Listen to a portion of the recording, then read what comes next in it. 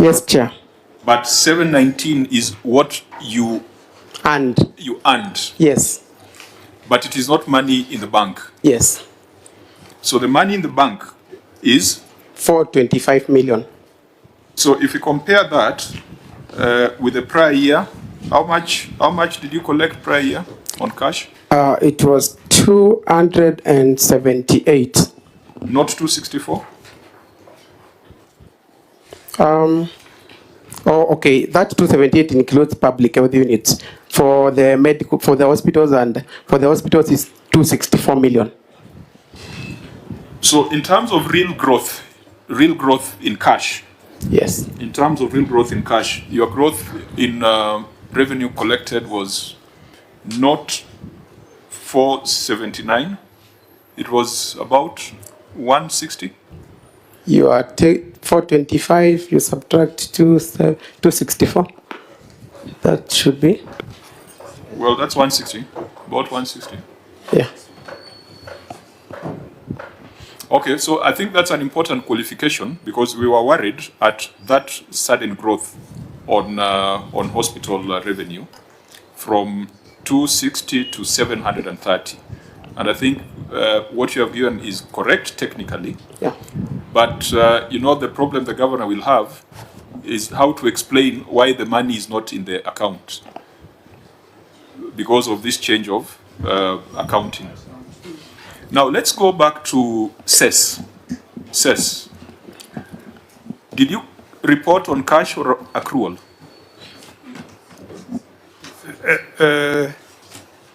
Let me ask the Director of Revenue who is here to report please. on that aspect. I hope.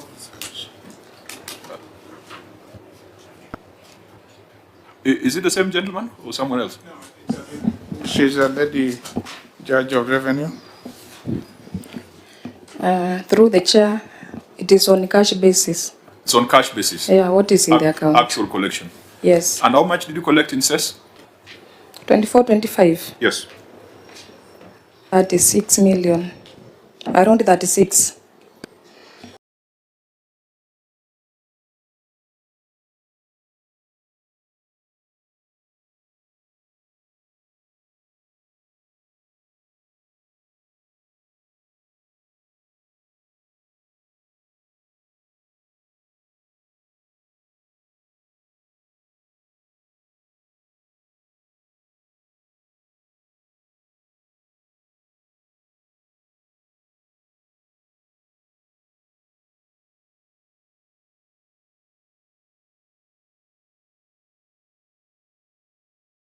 $36 million.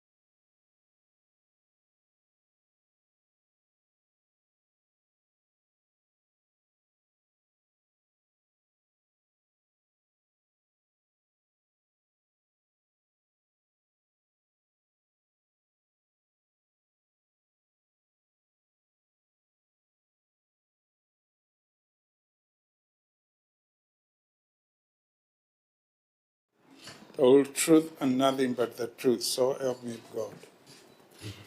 Next, you'll table your management responses.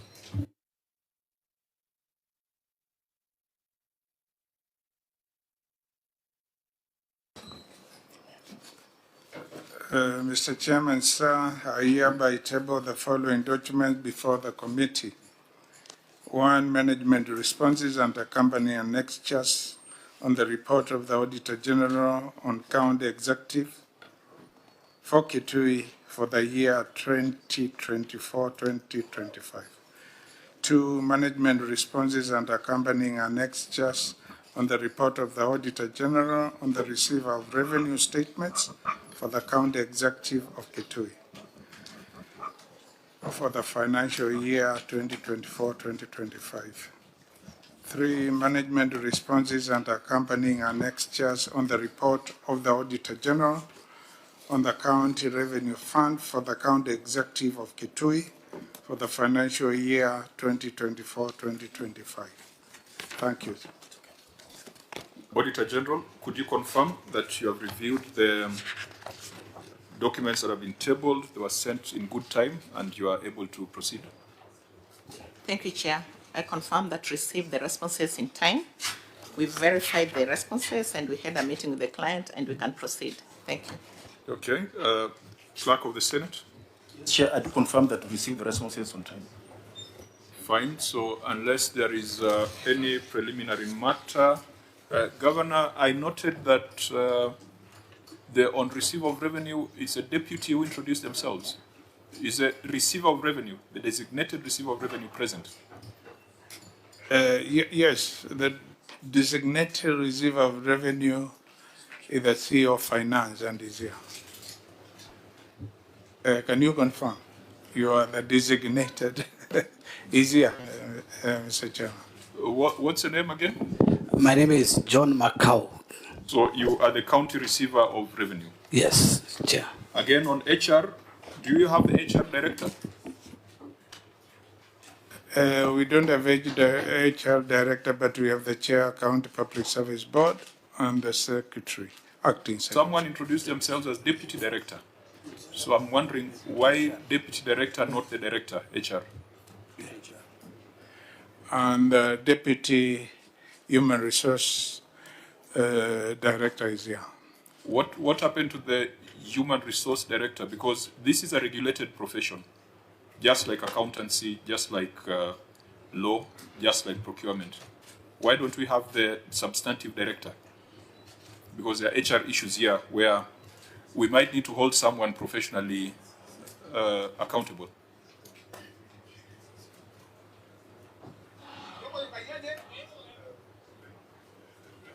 I request my minister, who was coordinating this, to explain, but they are committed on another official matter. Yes, Chair. The director is supposed to be with us, but they had a matter which they had to record with the ESCC today, and she was also supposed to appear in person. So the HR director is under investigation? Because if they are going to ESCC, that means, are they the ones being investigated or they're witnesses in a matter? Chair, I can't ascertain whether she's being investigated or it was a statement to be recorded. Okay. Chair, Audit Committee, or any member of the Audit Committee present in the delegation? No, I don't think we have any. Yeah, because if you're coming for an audit exercise and you have an audit committee you have set up in the county, this is the time that the two must come together. Internal auditor?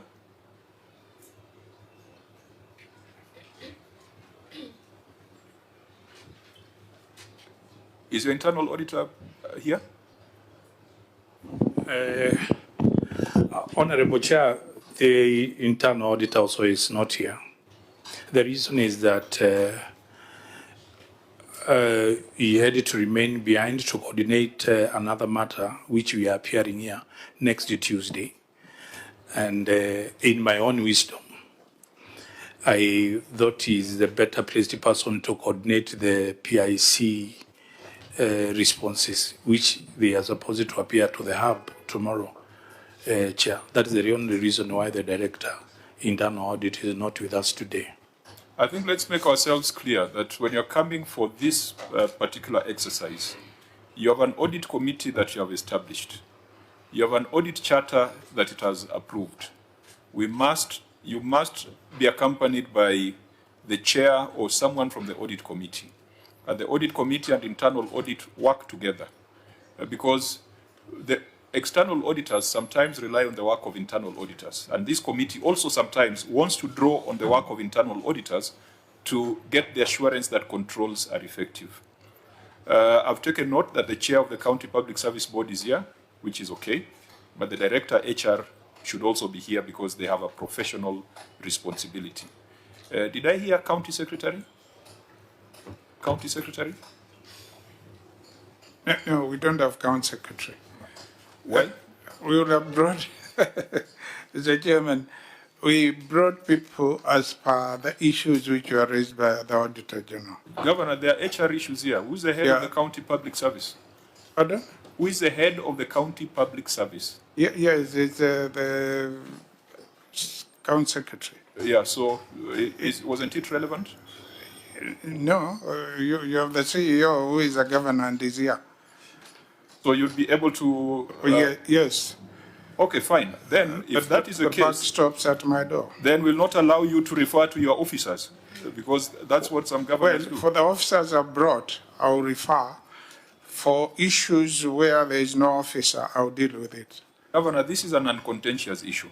What I'm trying to tell you is that for you to make the most optimal use of this opportunity, there are some people who you need to come with. Not your entire cabinet.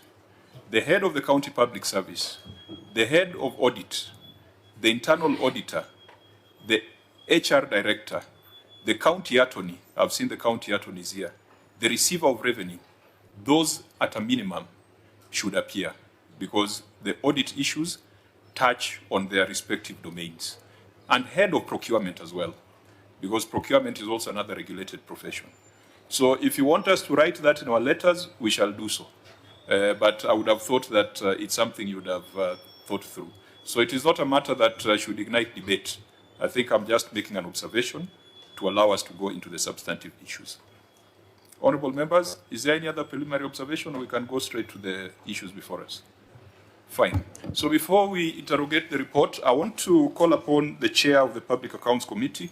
That's Honourable Munyao, I believe. Honourable Munyao, could you let us know whether your committee has considered this report, debated it, made recommendations which have been adopted? Thank you, Chair.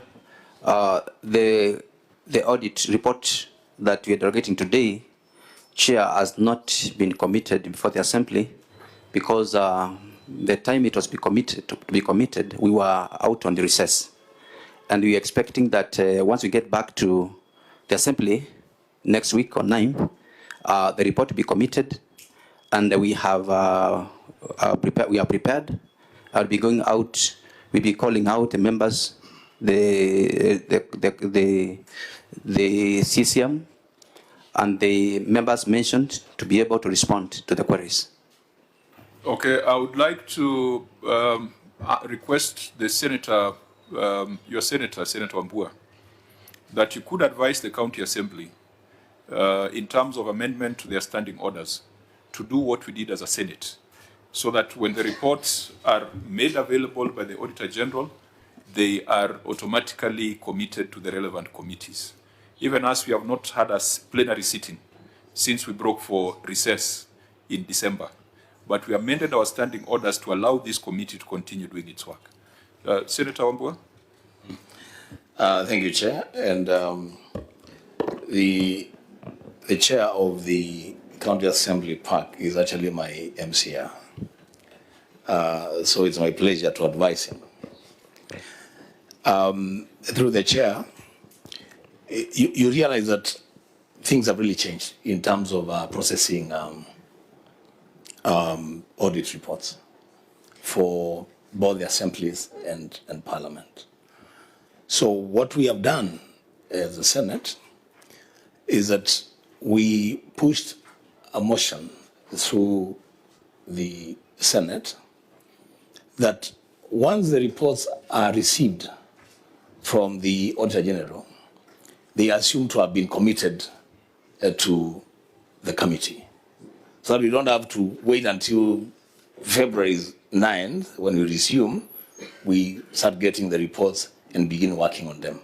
So I think it would be wise for you, because there is a constitutional deadline of 31st of March. You should have considered the auditor's report. It would have made this work a lot easier for us if you had looked at the documents, then where you are okay, you would have just passed it. But going forward, I think that's one thing you may want to consider to do. I thank you, Chair. Fine. So your clerk can also be in touch with our clerk so that you get the details of the amendments, the standing orders. It would have been very nice if you had already considered this report, because you would have just looked at your recommendations. You would not have subjected the governor to... Through the chair, I first want to clarify that the year in question, that is 2024-2025, at the beginning of the year, there was no act regulating sand. But in the midway, Kitui County passed Kitui County River Basins and Sand Utilization and Conservation Act. So initially, for the half part of the year, there was no regulation on how to collect revenue from sand sales. And after implementation, there were formation of committee. Sorry, officer. I want to explain. Yes. Now, when you go to note number 10. Order. Yeah. So you're saying for half the year, you never collected anything on sand? We were collecting, but it was not regularized. It was so difficult to collect. So where was the money collected going to? It was going to revenue accounts. Now, that's why I'm saying note number 10. Order. So that's what we are seeing in note number 10. Yeah, number 10, transportation fees. Okay. Yes. Proceed.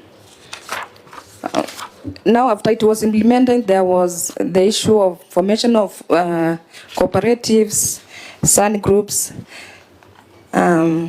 So I was explaining that the sales we collect from sand sales is in note number 10 under transportation fees. Yeah, go ahead and help us understand the average number of trucks that are paying cess, because you have brought it to transportation charges. It depends with the period.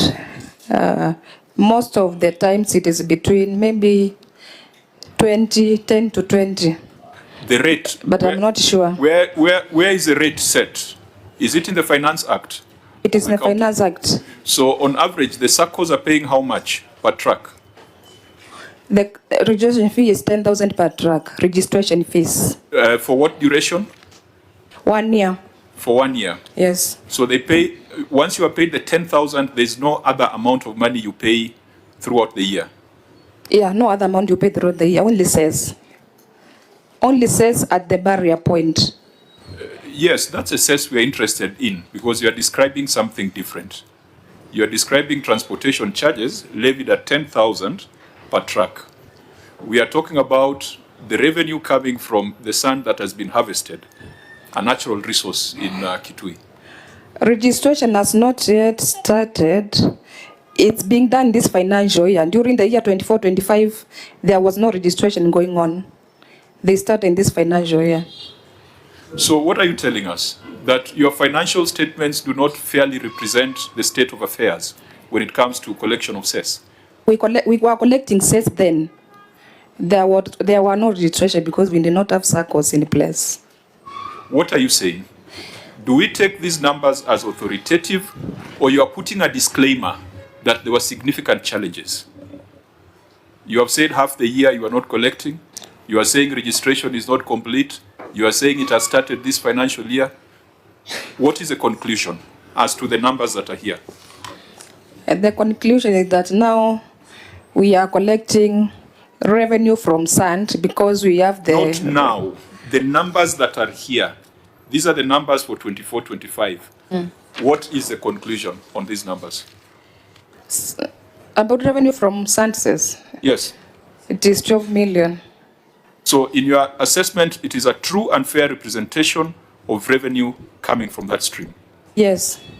Okay, honorable members, if it's true and fair, it is for us to test whether 5 trucks a day make sense or whether there's need for further investigation. Chair, allow me to engage with the lady.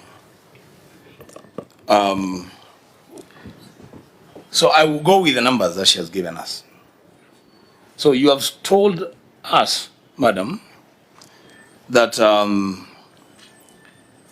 average you have between 10 and 20 trucks ferrying sand from Kitui. That's you're saying that on record and under the governor's oath. Is that on record and under the governor's oath? I mean, give her the mic. Give her the mic. So you're telling the people of Kitui that you only do like between 10 and 20 trucks ferrying sand from their rivers each day. Is that on record? Mr. Senator, I've said it depends on the days. There are some days when there are few lorries because of the rain, but on average it's between 10 and 20. In a day? Yes. Okay, I'll take that. So let's assume that it's 20. Yeah, let's go with the average. It's 20 trucks per day. So if each truck is paying cess of 5,000 every day, yeah? You're going with the number, the figure that you have given us, right? So per day, that will be how much? Somebody help us with the calculation. So you're saying? Saying every day is 20, it's only 20 trucks according to her, and they are paying 5,000 shillings assess. So it's 100,000, right? 100,000. So 100,000, multiply that by 365. How much is that? 36.5 million. Madam, do you want to revise your answer or you want to stick to it? And in fact, Wambua, to make your answer better, what I've done is I've said 20 times 5,000 times 20 days. I've given them 10 days off. Let's imagine that nothing happens, is on a Sunday, they're in charge, and times 12, it comes to 24 million. Madam, I'm still engaging with you. Yes, through the chair. That's why I started by explaining that there was no act regulating sand during this financial year. Okay. That's where the rate is not. So you're not collecting? Selling. You are not collecting? We are not what? You are not collecting before that time, right? We were collecting, but it was so challenging. What do you mean? Can you explain to us what special thing the Act introduced to make it easy to collect cess? Because all I see counties doing is tying a rope across and putting spikes on the road. What special thing did the Act introduce? There was a legal way approved by the Assembly for sand collection. Yeah, so what is it in terms of the physical collection of the cess? What provision of that Act brought about this efficiency that you are saying was not there before the Act? Did it introduce electronic collection? What special thing came through that Act? Through the chair, there was also electronic collection, but still, we are able to know the number of people who transport sand, and through that law, they comply. Chair, let me just paint this picture so that everybody is Okay. on the same page. Give us a background and then we can also get let me paint this perspective. picture and the governor can correct me if I'm wrong. In Kitui County, and madam, you need to listen to this because there will be questions coming through. In Kitui County, on an average day, there is no day that there will be less than 100 trucks ferrying sand from our rivers. No single day. And you know, you are the CEO talking about a counter and a small one. You know, I understand where it's coming from. There's a word we have for it in Kitui, we call it a sao. You know, Kasau is a small animal, you know, a cow. So it's a truck, and then it has another container, the same size with the truck and the back, and they are trailers. They are not canters, they are trailers. They are semi-trailers. So 100 of them at the minimum every day. Now, Chair, and I want the lady to tell us whether she is part of this cartel, because now we are getting deep into this matter. Every day, each of those trucks, when they carry sand from Kitui, they pay 6,000 Kenya shillings to a cartel. That 6,000 shillings, they are given a receipt of 1,000 Kenya shillings. So 5,000. Now that happens at a place called Sia for the trucks ferrying sand in the side of me. Now, from here, there is another checkpoint at Kanyonyo where county government officials are based. And when the trucker arrives at the base, they show the receipt of 1,000, just demonstrate the receipt of 1,000, and they're allowed to proceed. They don't pay any cess to the county government of Kitui. So the bitterness is the chairman, with the people of Kitui that I carry on my shoulders, is that we are building all the cities in this country, beginning with this one. Correct. I actually want to believe that more than 70% of the sand that was used to build this building came from Kitui County. So we are building cities with our sand. We are not getting a single cent as a county from that sand. And most worrying is that we are turning rivers, and I say the governor can correct me if I'm wrong, we are turning our county into a desert with every truck that ferries that sand. Because what they do is, they come to the river, they scoop all the sand, all of it, until they get to the base of the river. It's bare soil, actually soil and rocks. And they move to the next river. As we speak today, Kitui has been classified as one of the drought areas. When the rains disappeared in December, by now, if we still add the sand in our rivers, our mother will still be fetching water from our rivers. Now, they can't. There is no sand, there is nothing. That is the picture, Chairman, that we have to deal with. No. And I say if I'm wrong, the governor can correct me. I think let's bring it back to the conversation we are having here. We have numbers in front of us, but we also cannot run away from other things where we take judicial notice. In fact, Senator Wambua, you brought another dimension that Kitui is facing drought. And that's a serious humanitarian crisis that we must find a way of tying these numbers to the response that the governor is making to help the lives of the people of Kitui. So let's come back to the numbers, and it's a very sorry state you have painted. Of course, Governor, we must give you a right of reply to put the record straight. So I don't know whether we want the governor to reply or we Chair, first maybe I put can in make some an questions. observation. Senator Cherargei. So in this 15.6 million on transport charges, these are how many trucks and tonnage, because they are saying it's based on tonnage. Number one, Chair. Chair, there is somebody who lives at Mulolongo and just informed me that he sees more than 100 trucks per day, mostly from Kitui. Chair, I want to believe this is a well-organized criminal enterprise of cartels. Sure, I'm just wondering how does a truck that is coming from Kitui look like? I mean, of course, I've told you 70%. That's what I want you to help me out. How does a truck from Kitui look different from one from I have not finished here. I'm talking with somebody who works in the wage break of Mulolongo. Okay.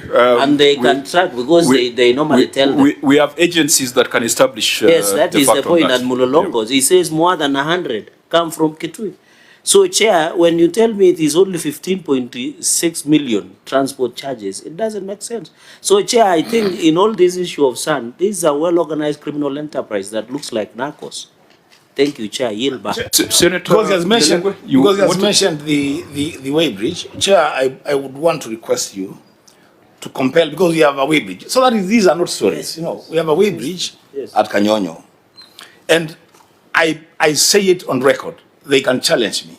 Yes. I believe some of the operators there are part of this cartel. I've been there more than 10 times. I've written letters to them to give me the list of trucks, so that we also answer Sifuna's question. The list of trucks that are coming from Kitui ferrying sand and the tonnage of those trucks. They have completely refused to divulge that information. Senator Lelegwe. Governor, you have budgeted 50 million for that particular financial year in your budget for sales. But at the end of the year, you're reporting 19% of what you targeted. Why did you budget for 50 million? And the reasons why you're saying you did not achieve your target is because you did not have Kitui County Sand Harvesting Management Act. Why did you budget 50 million where you knew very well that you did not have the act in place? Because from your responses, you've just said you did not achieve that target because you did not have the act. So why did you budget? And just to note, Chair, says as a single source of revenue is the poorest performing in your county. So I think we need to give the governor an opportunity to respond and broad issues, but what's coming out is there's a feeling from the members of the committee that there could be a cartel in Kitui County that is either collecting cess and not reporting or not collecting cess at all, thereby denying the people of Kitui the revenue that would have been in your hands to enable you to respond to the drought situation in Kitui. Because you have an unprecedented situation where animals are dying, lives are at risk, children, perhaps their education is threatened, and you need resources to respond. And this collection of cells could be one of those areas, low-hanging fruits, which if optimized could put resources in your hands. So Governor, could you let us know whether the cartelism that has been alluded to is a reality and whether you need any help to crack it?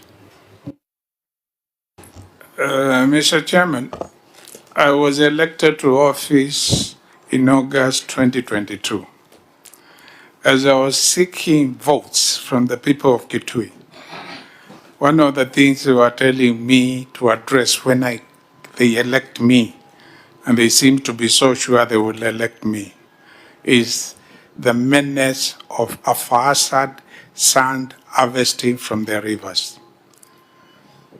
So this issue is not yesterday's issue. It was there. And when we came in, together with the MCAs, we said, this is an issue where dealing with it is not easy. If you recall, Mr. Chairman, because you are still Senator here and some of the members here were still here, my predecessor, the governor of Kitui, she tried to deal with this issue, even in some cases at trying to arrest lorries, and she was not successful. Because the responsibility of enforcing who is transporting anything on our highways belongs to the police, and the police is not under the county government. So that's when we resolved to come up with a law which can be enforced by a county court which we have established and which is provided for in the law Senator Sifuna was talking about. We have created a mechanism for enforcement. We have created, through that law, a mechanism for monitoring the sand harvesting and making sure as sand is being harvested, conservation takes place. And what we have done is, going forward, after the cooperatives which are supposed to manage sand harvesting in river basins, and we have 5 of them, they establish sand aggregation points where people who want sand from Nairobi or other places, they will get the sand from the aggregation points. And smaller operators who are Kitui based, probably they can go with smaller lorries, not the big ones, and bring the sand at the aggregation point where it is collected together. And that way, the county will be able to have a structured way of assessing who is coming for sand, how much is collected, and be able to charge and to receipt it. At the moment, there is previously, there is what Senator Keio talked about, where you have groups, CBOs, which were there before, and they will charge 6,000. They collect themselves. It's not collected by the county government, but I would like the receiver of revenue and the chief of the finance and even director of revenue to confirm whether they themselves are the ones who collect the 6,000 which has been mentioned. And who gives the 1,000 receipts and so forth and so on. So that is the environment which we are trying to reorganize and ensure there is a proper order with respect to sand collection and the revenue arising from the same, and conservation at the same time. What we have established, the county government of Kitui is not the one which collects the 6,000 or any employee of ours. It is CBOs which existed before 2022 and before we put this act together and enacted it. And I think that's the situation. We are trying to bring order where there was a lot of disorder, and we realize unless we have a law which can regulate the space, there will still continue being confusion. Previously, those CBOs used to pay a lump sum for scooping sand in Kitui County for a period, for a year. And that amount was a year variously 300,000 or some such figures. But now you can see order is coming into it, but it will take time, it cannot happen overnight. Going to what Senator Lelwenge was asking, why do we put in our budget 50 million while we ended up collecting much less? We did that because we hoped through implementation of the law which we enacted and creating order in the way even the revenue is collected, we'll be able to generate a lot more revenue. Obviously, we did not, because, for example, the court I'm talking about, we constructed it. It was to be operationalized. It has not been operationalized yet, but we hope it will be in the near future. And sooner than later, even people who get sand there and don't pay, they will start paying. Yeah. Senator Maruma. The Director of Revenue talked about cooperatives, formation of cooperatives. Governor, you're referring to CBOs. So who is managing the sand? Is it the cooperatives or the CBOs? Number one, if it is cooperatives or CBOs, they will aggregate sand and sell that sand to the buyers. Of course, they'll make a living from there. Then there would be the transporters who would be paid, who would pay cess to the county government. Not so? So are you comfortable with the 5 trucks per day? That would be my question, because then we are told over a story of 100 trucks per day. But from the calculations, we are talking about, oh, we are seeing it's like 5 trucks in a day. That's what I would just want clarification. Is it CBOs or is it cooperatives which are aggregating the sand? And then when it is aggregated, then it is sold. And the county is getting money or revenue from the cess, isn't it? Whether it is from the CBO or from the cooperatives, but the transporters must pay cess. Are you comfortable with the 5 trucks? Governor? And I think, Governor, just a disclaimer, I think from the chair and the members of my committee, we have a lot of respect for you by virtue of your professional background and qualifications.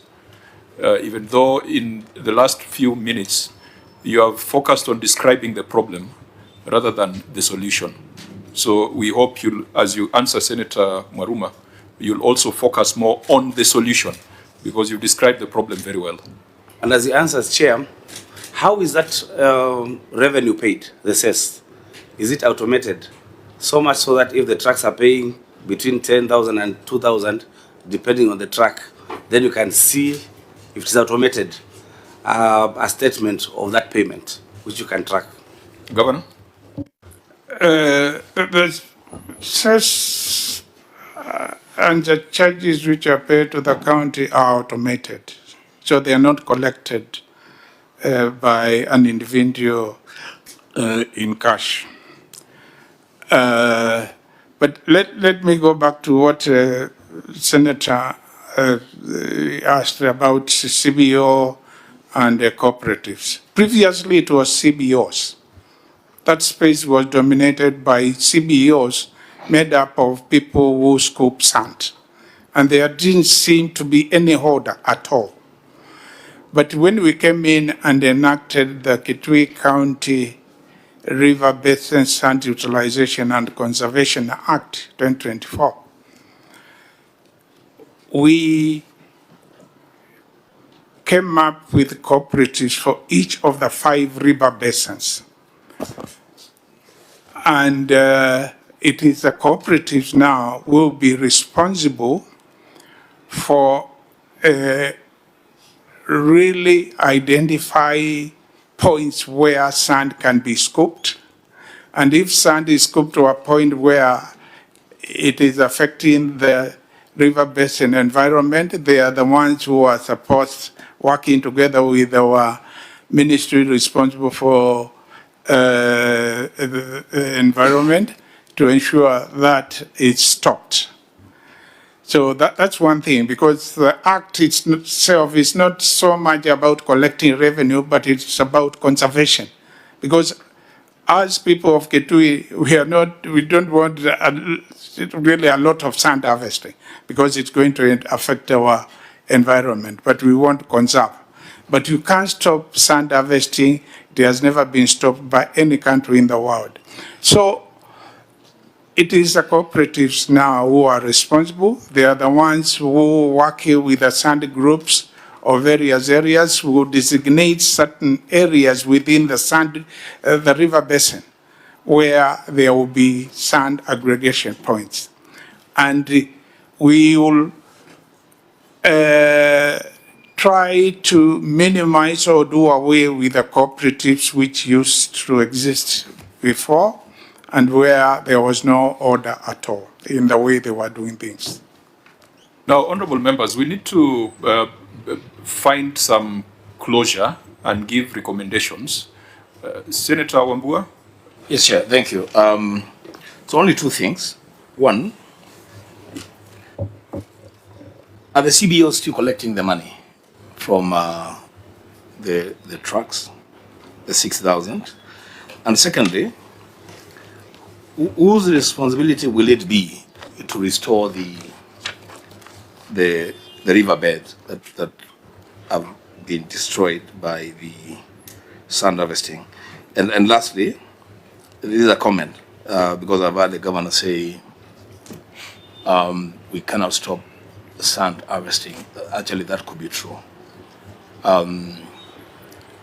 We can stop the destruction of our rivers, but we can ensure that sand harvesting goes on. But we do harvesting. We don't do what we are doing now. And And when those are cartels, and those cartels are known to a lot of us, when they hear governor saying we cannot stop them, they start celebrating. Yeah, even the governor admitted they cannot stop us. You know, the basis of this conversation, Chair, I like making full disclosures on everything that I talk about, is I met one of those cartels at a public function. And in my presence, he said some very annoying things. That me, I do very bad business and nobody can stop me. You know these things. Oh, but that's beside here. So let's just know whether they are still paying to the CBOs, and then who will take responsibility for the restoration of our riverbeds. Sorry, Senator Chirake, then get the governor. Maybe, Chair, during our visit to the eastern part, we should visit even the weighbridge at Kanyonyo and here Mulolongo so that we get the facts.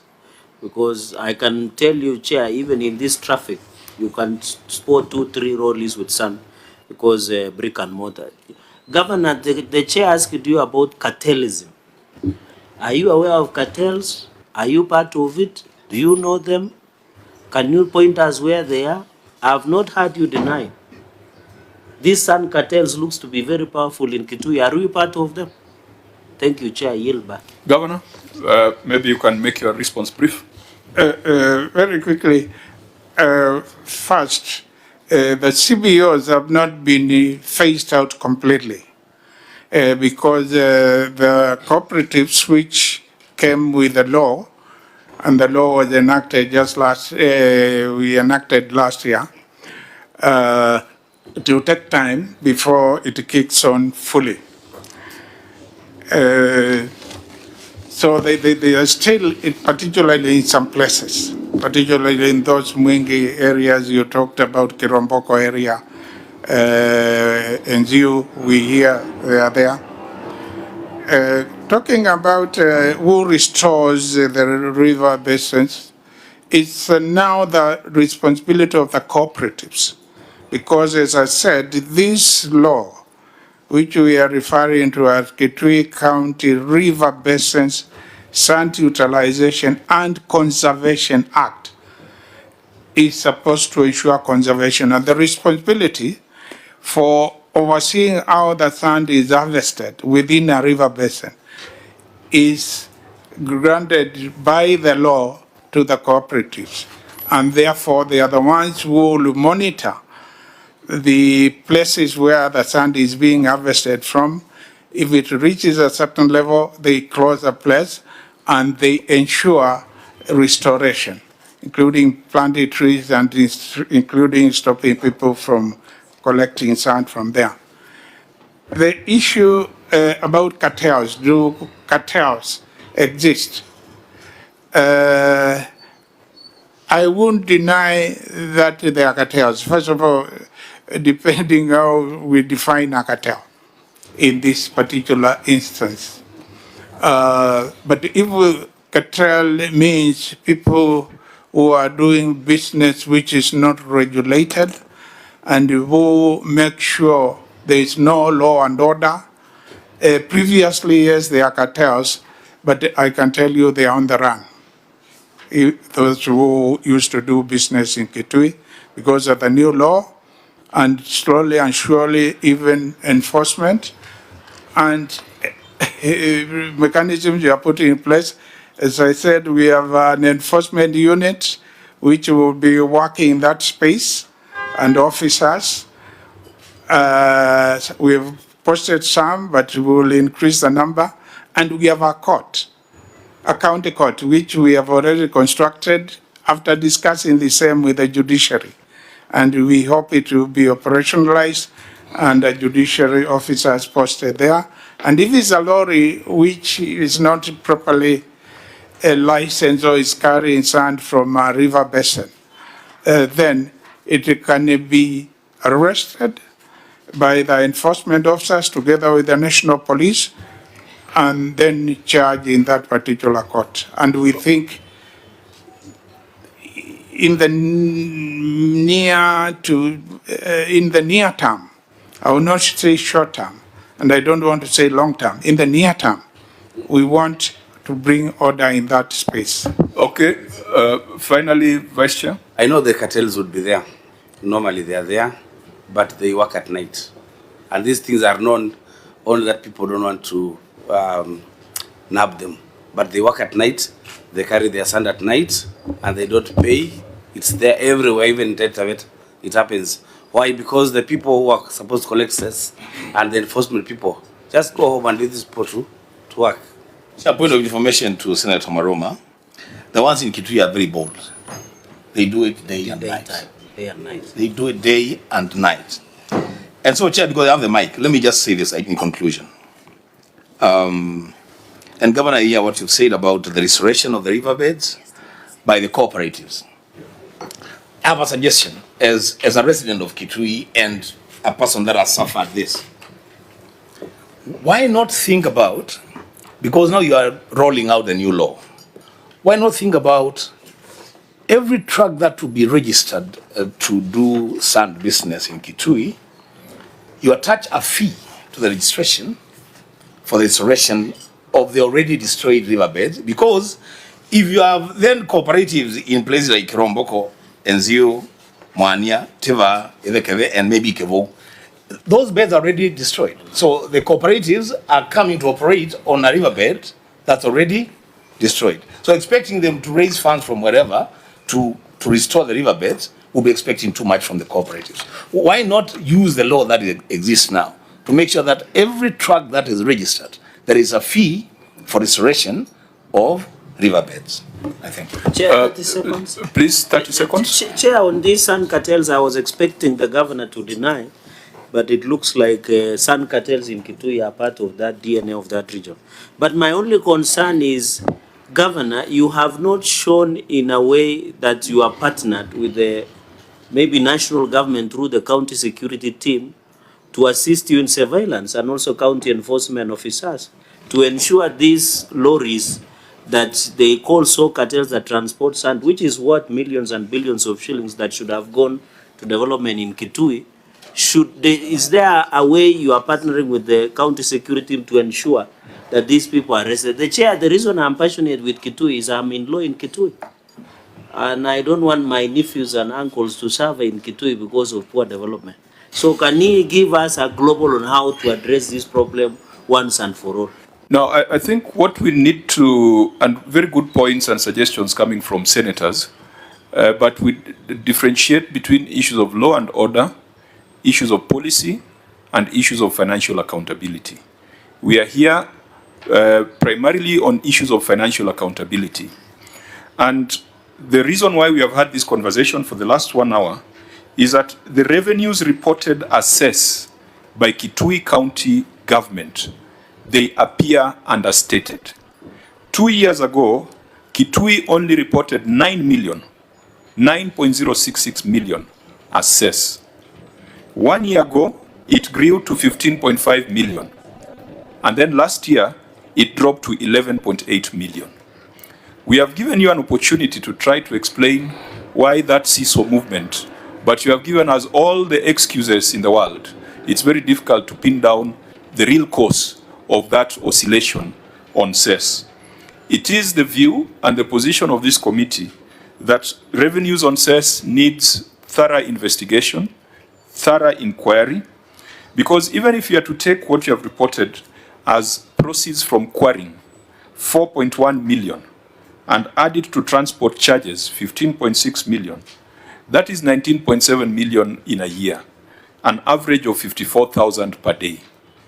The people of Kitui, which is one of the biggest counties, 30,000 kilometers square, is it logical, is it realistic and reasonable that the county government of Kitui would collect only 54,000 shillings per day, considering all the traffic that is seen? These must be tested. And Governor, we might be calling for a special audit or a forensic audit or even the EACC to look into this, so that we have the assurance that the cartels, even if they are there, the county government and its officers are not part of the cartels. The county government and its officers are not the ones who are aiding the cartels.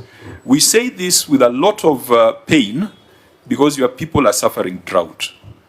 And they cannot be suffering drought, and the money that is supposed to help them is going into the pockets of cartels. We live in this country, we know where sand comes from, if you're doing a project in Nairobi, and we feel like this particular revenue stream is underreported, under-optimized, and we must do everything possible for the money to go into the pockets of the public, rather than the money going into the pockets of a few. 54,000 a day, 5 trucks a day, clearly does not make sense. So, honorable members, we might want to make a recommendation on a special audit or a forensic audit, or just direct investigation, so that we can get to the bottom of this matter. Chair, as the area senator, I would recommend, because the ESCC had initially gotten wind of this, they had already started working on it. I don't know why they chickened out. I would rather just ask the ESCC to follow up on this matter. Okay, fine. So, members, this was quite important for us to address. And I think on the other issues on receipt of revenue, we can consider the written responses, but we'll make very bold, very aggressive recommendations on the matter of cess. We must deliver justice to the people of Kitui.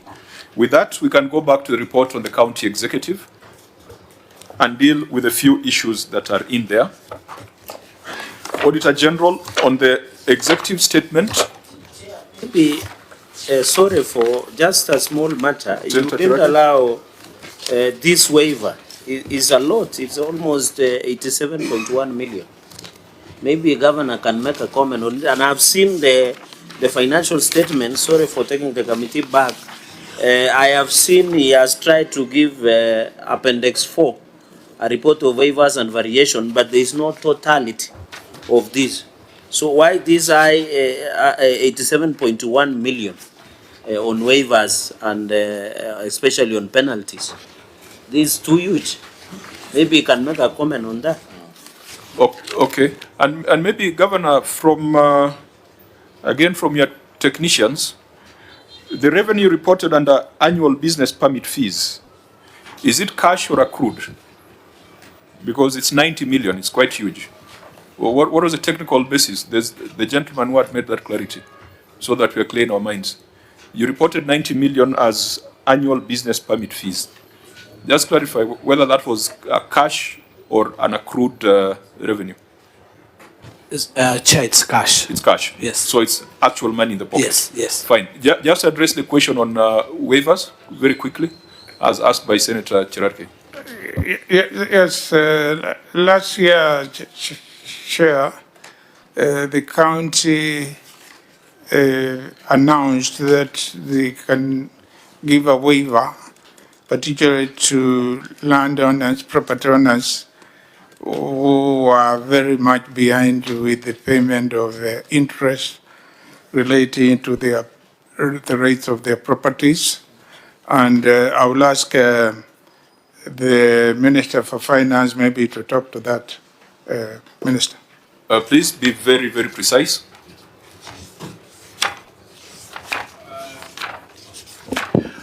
Honorable Chair, yes, we conducted a waiver exercise during the year in reference. And mainly, Chair, our biggest problem is that there is a lot of problem in Kitui with the duplication of plots. And our main target actually was not really to waive, but to get the real owners of the plots and identify where they are. Initially, we had conducted a business mapping, and one of the areas where we got a lot of problem is to identify the owners of especially the plots and the ones which are within the municipalities.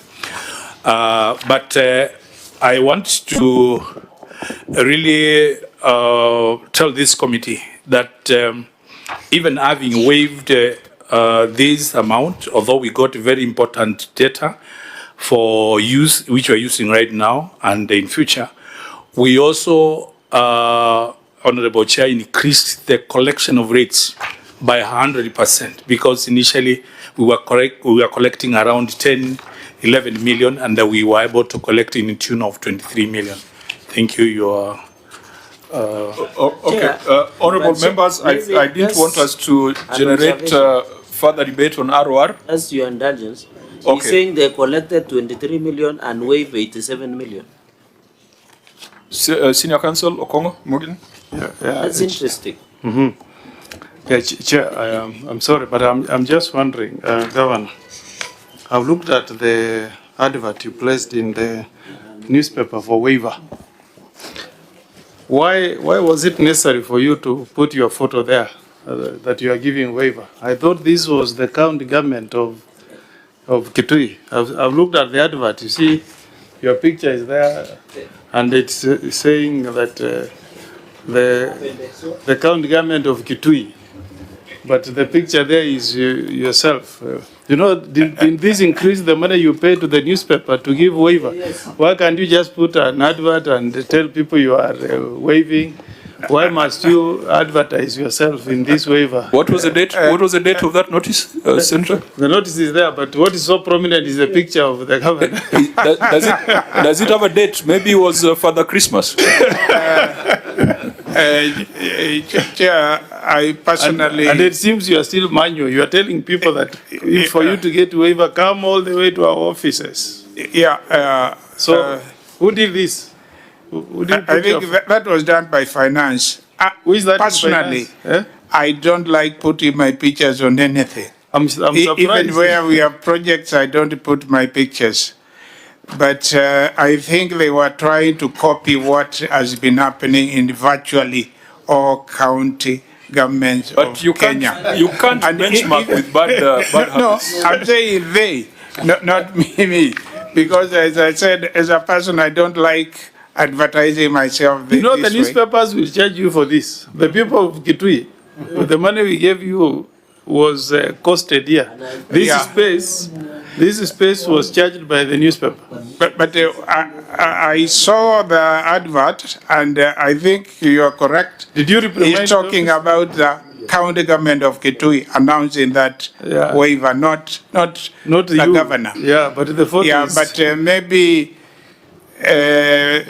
I don't know why it is done, but it is done by many counties, I'm sure. And maybe they may... But you can direct them not to repeat. I mean... Yeah, I don't need it. Thank you. Senator Sifuna,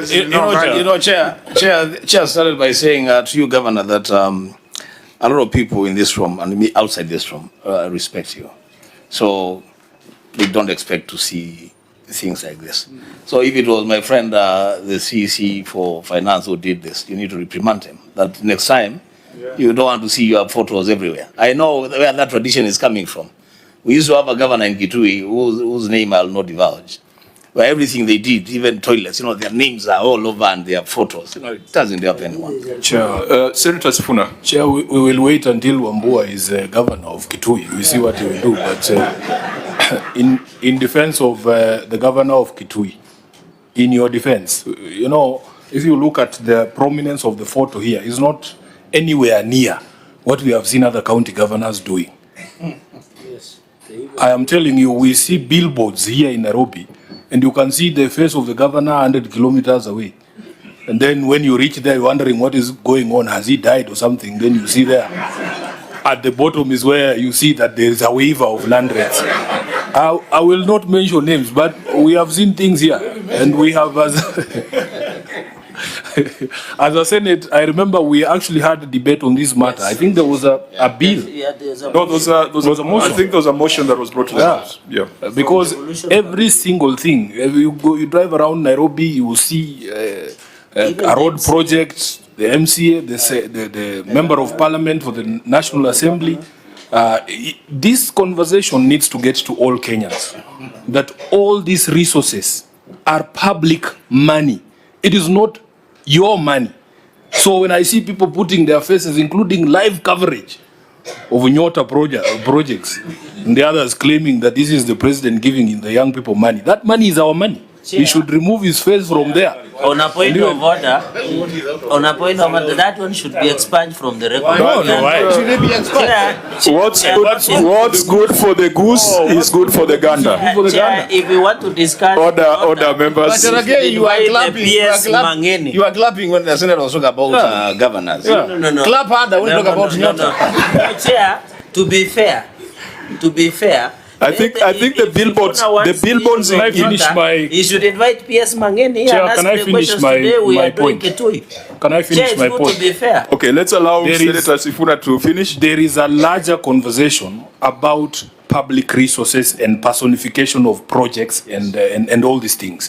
We have just started by saying when the county government of Kitui gives a waiver, it is not the governor giving a waiver, and his photo has no business being on the advertisement. So even these plaques, whether you have built houses in Mukuru, whether it is an airport you're doing in Narok or Nyota, remove your faces from there. That is not your money. This is public money. Chair, because it is used to deceive Kenyans as if no other person can do this. This is the thing Sifuna can say later in Citizen TV. Now, order members. Order members. Order. Conversation outside this room. Go and do it in TV, not here. Order, Senator Chirarke. Chair, I think every member has a right to express their opinions, and if we disagree, I will also give you an opportunity to express your divergent opinion. And I think ourselves to the audit queries. I think I like it this way. We cannot be a committee that thinks alike. So let's proceed. With your kind permission. You know now, I am getting to a place where I also need the protection of the chair. Because when we are having serious conversations about our country, you cannot tell me to take them to TV. I am not here for a show. I will do the show in the night. But I am saying this is a conversation that has emerged out of the audit query. So I think for us the issue of TV. The issue of TV must be expunged from the records because it refers to it refers to extraneous matters that are not before the committee. In the interest of time and considering that we still have another county executive waiting outside, I will steer this debate back to the report on the county executive. Being disrespectful. Order, Senator Chirarke. Let us go to the report. Let us go to the report on the county executive. Yeah, can I make a comment? I beg of you also as members and is this committee, you are chairing it very well, to restrict ourselves to the audit queries and the entity on the floor. Let's do so. Let's do so. Leadership, we can do it. Auditor General. Chair, I differ with that. You cannot switch jacket us into a conversation. I mean, you can make cross references. If you say we just stick to this, then we'll have nothing. This is your Nyota. When you make references, Chair, when you make references, you should be ready also for answers. Why would you make a comment and not be checked? Fine. So the points have been made. Auditor General, we are back on the report on the county executive. We take note, Governor, and we take note that your county is facing severe strain, climate-related, drought, and related emergencies. In this report on the county executive, before we get into the specifics, could you let us know, have you established your county emergency fund? Yes, Chair. How much did you transfer to the emergency fund in this financial year? I think 20 million. Could you demonstrate in your financial statement, because it should be captured under transfers?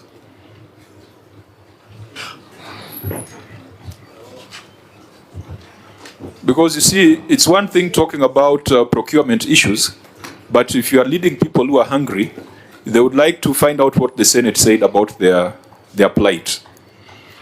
So, can we see evidence in the financial statements that there's money that has been set aside and transferred to the emergency fund?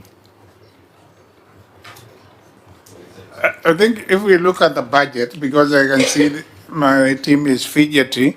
The budget and actual expenditure are different, so we just want to see the transfer that was made to the emergency fund so that the people of Kitui get that guarantee that yes, the governor is thinking about them, he has ring-fenced some money that can be seed capital for response to the drought. We are back on the report of the executive, but I was just making a global observation because, it sounds very theoretical to talk about accounting standards when we are talking on behalf of people who are starving. So I'm just asking the governor to demonstrate to us whether the emergency fund has been established and the transfers that have been made to that fund. What I can confirm and I know is in our budget we set aside 20 million on whether we can now produce the transfer instruments and the accounts of the fund. I must admit, Chairperson, I don't think we can do that now. So your technicians cannot demonstrate whether that 20 million was transferred to the emergency fund? Because you see, we are looking at all the money received as a county. Some went to the assembly, some went to scholarship, some should have gone to funds, some went into county corporations. Because as a Senate, there's a law that we passed that a certain percentage of your total revenue, is it 2% or 2.5%?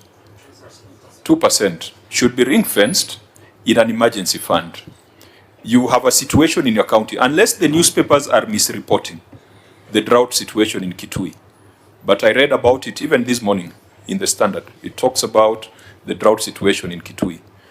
That money in the emergency fund is your starting point for emergency response, because it will be difficult for you to go back every week to the assembly to get a budget line to deal with cows that are dying, to deal with people who are getting displaced by hunger. Are you able to demonstrate that you have established an emergency fund, Governor? I'm saying what I can vouch for. In the budget, we set aside 20 million for the emergency fund. Whether the actual transfers have been effected, allow me, Chair, to check on that one so that I don't say something. So as it is now, you are confronted with a situation. What are you doing as a county government, and where are you getting the money to respond? Or are you just saying Serikali's idea?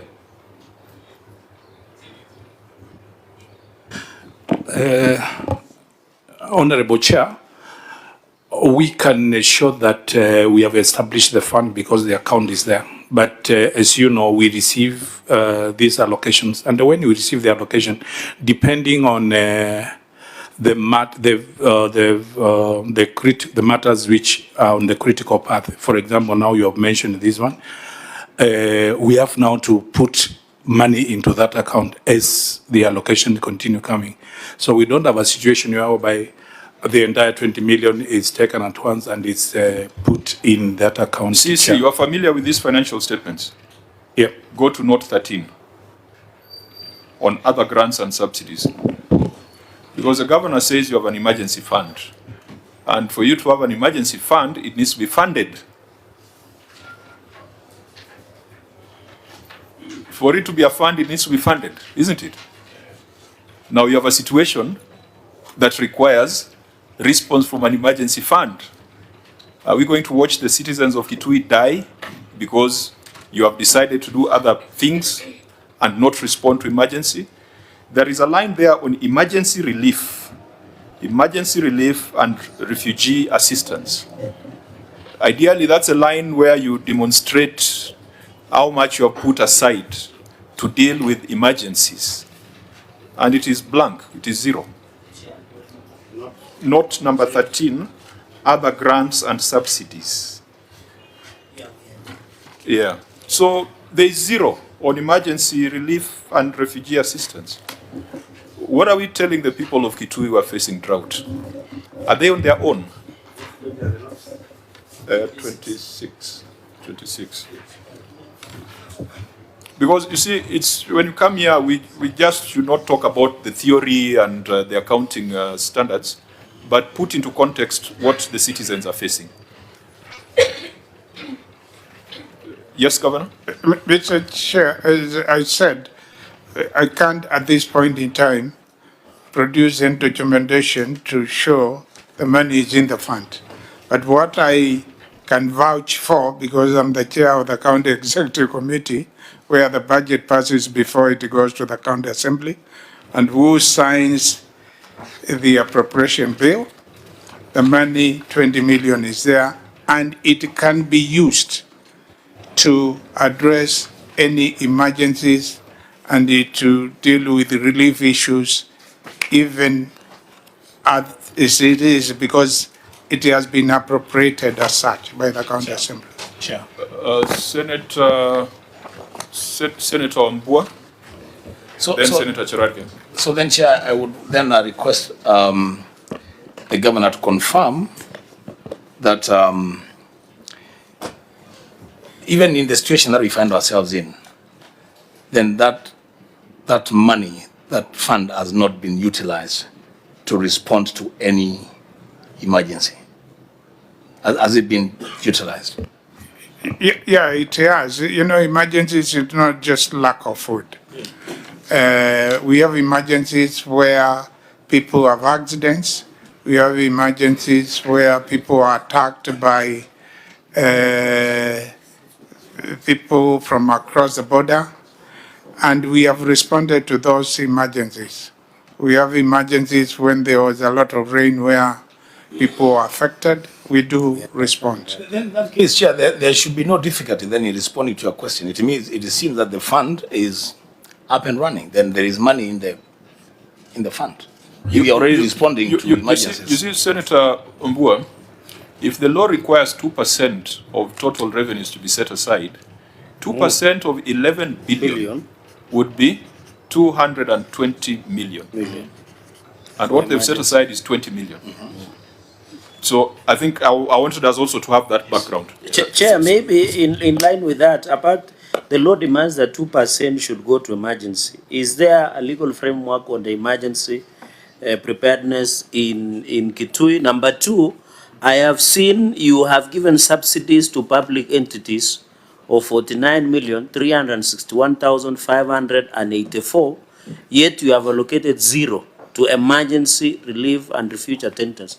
My question, Governor, who are these public entities that you have given them 49.3 million? Number two, does it mean the drought situation at the moment in Kitui County has not escalated to the situation then and now that it needed attention of allocation of resources to address the matter? Thank you, Chair. Yeah, Governor? Chair, the 49 million is a subsidy given to our water companies, the two water companies. And when they provide water, they also address into emergency issues. So the money is usually to help them with electricity bills, to pump the water from Masinga to Kitui, all the way to Kitui, a distance of about 65 kilometers, and the other one from Kiampere to Mwingi, almost 80 kilometers. So that's a subsidy. And there is a correlation between drought situations and addressing them by having the water companies taking water bowsers in areas and the people get access to that water. Auditor General, did you see an emergency fund established in Kitui? Chair, not yet. I would have expected that would be a very substantive audit finding. In fact, the other conversation you have had on CES, I would have expected the Auditor General to raise it as well.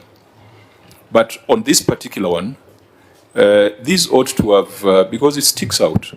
We know that Kitui is a county that is at risk. And when you set aside 20 million, as compared to the minimum 220 million that is required by law, I mean, it's insensitive. And so, Senator, I think Cherargei has asked, does it mean that the situation has not escalated to a point where it is an emergency? I think let's talk to the reality on the ground. Senator, when it comes to emergencies, our county governments, including our own, they respond to them. We have the National Drought Management Authority, which is based in every county, and the county government is a member. And various partners contribute to the Kitui to respond to any emergencies, and there are many of them. And they meet almost every month. The governor is supposed to be the chair, and occasionally the deputy governor also attends.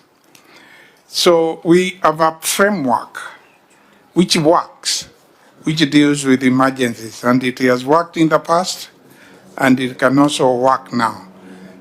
The percentage you are talking about, 2%, setting aside 220 million every year. I must admit the amount we have set aside is not there, it's 10% of that. And going forward, we may have to look how we can boost the fund, but I want to be very honest. Having worked in county government before and now, it may be very difficult to set aside for any county.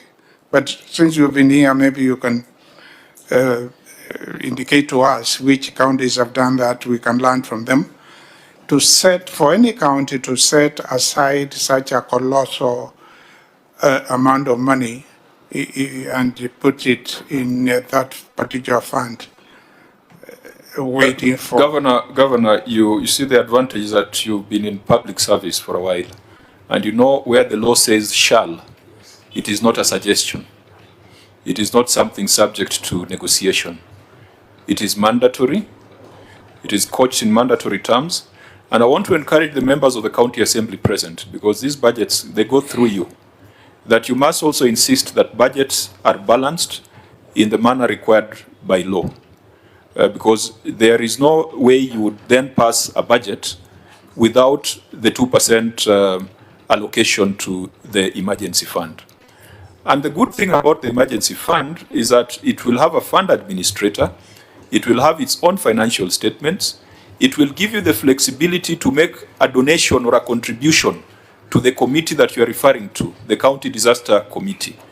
Without that, then you cannot pledge anything. I had governors yesterday pledging waivers and all sorts of things, roadside declarations, things that are completely unacceptable. So I think we expect the Auditor General to follow up this matter. But as things stand, the law has not been complied with, which also indicates that we are not very sensitive to the drought situation on the ground. Maybe sitting in Nairobi, I might have the wrong impression. I'm not interrupting you, but I've just been corrected. The law itself talks at most 2%. It uses that language. Yeah, so you see, the law is not 2%. Yep. Which means you can put 1% is okay. Even if you put 1%. No, as a renowned economist, I do not think that is an argument you should accept from any of your students. Chair, there was an issue of whether the county has a legal framework on the issue of handling of emergencies. Because why would you give subsidy, for example, this 49.3 million, if you have allocated and ensure you can still give subsidy as part of the emergency response would be? Finally, Chair, there is a question that you have asked. I thought Kitui, one of the biggest challenges is a drought high risk area. So ordinarily, the county government will be keen to ensure that they give enough resources for the drought risk risk management, Chair, because, for example, if I come from a county that has a lot of rains, the more money tend to be fixing roads. So I thought Kitui, since Kitui is a normally high risk, they should have been able to factor at least 2% or even give 100 million, then subsidies that they are giving to entities of water and many other water tracking and electricity bills should have been taken from that allocation. So my concern, Governor, is there a legal framework that guides your emergency situation within the county? Maybe the MCAs will be able to clarify. And finally, on this 2%, even if it is 220 million, I think it's too little to give 20 million. Should be have even 1% of the entire allocation. And by the way, you have indicated, Chair, in his response, that there is support from the national government, from donor partners. So how much contribution, I know this is a concurrent function, how much contribution does these other actors contribute in terms of handling emergency, such as drought situation in Kitui? I yield back. Okay, honorable members, we can allow the governor to respond so that we go to the other issues that have been cited in the report. If I may just respond to the last one about what other partners contribute, it all depends on the situation. Because we meet, we make assessments, and the partners will make pledges depending on the situation. So you can't give a specific figure at a given time. So when, for example, the rains have failed and there is anger, assessment, technical assessment is made by the National Drought Management Authority and a report discussed, and partners, including the national government, put in money in the kitty. And we also participate. Yeah. I think we leave this matter here. The people of Kitui now have an idea on how responsive the executive is to this matter. I personally don't feel very comfortable about the responsiveness, but you need to do something to give that assurance. Let's come back to the report of the Auditor General. The first issue there, and I think the only qualifying issue on the financial statement, is on unconfirmed trade and other payables. Auditor General, you can just read your finding, and then we get the governor's response. Thank you, Chair.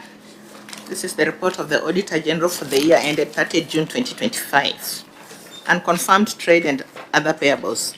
The statement of financial position, and as disclosed in Note 32 to the financial statements, reflect trade and other payables opening balance as at 1st July 2024 of Kenya shillings 546,435,251, which differs with the prior year audited financial statements closing balance of Kenya shillings 835,868,265, resulting to an explained variance of Kenya shillings 289,433,014. Further, the current year's payables balance of Kenya shillings 626,406,908 includes payables amounting to Kenya shillings 89,848,440, which have been outstanding for more than 2 years, with some dating back to the year 2015. Management has not put in place measures to settle the debts. In the circumstances, the accuracy and completeness of trade and other payables balance of Kenya shillings 626,406,908 could not be confirmed. Thank you, Chair. Governor? Chair, let me ask the Accountant General to read the response you have given on page 5 of our report.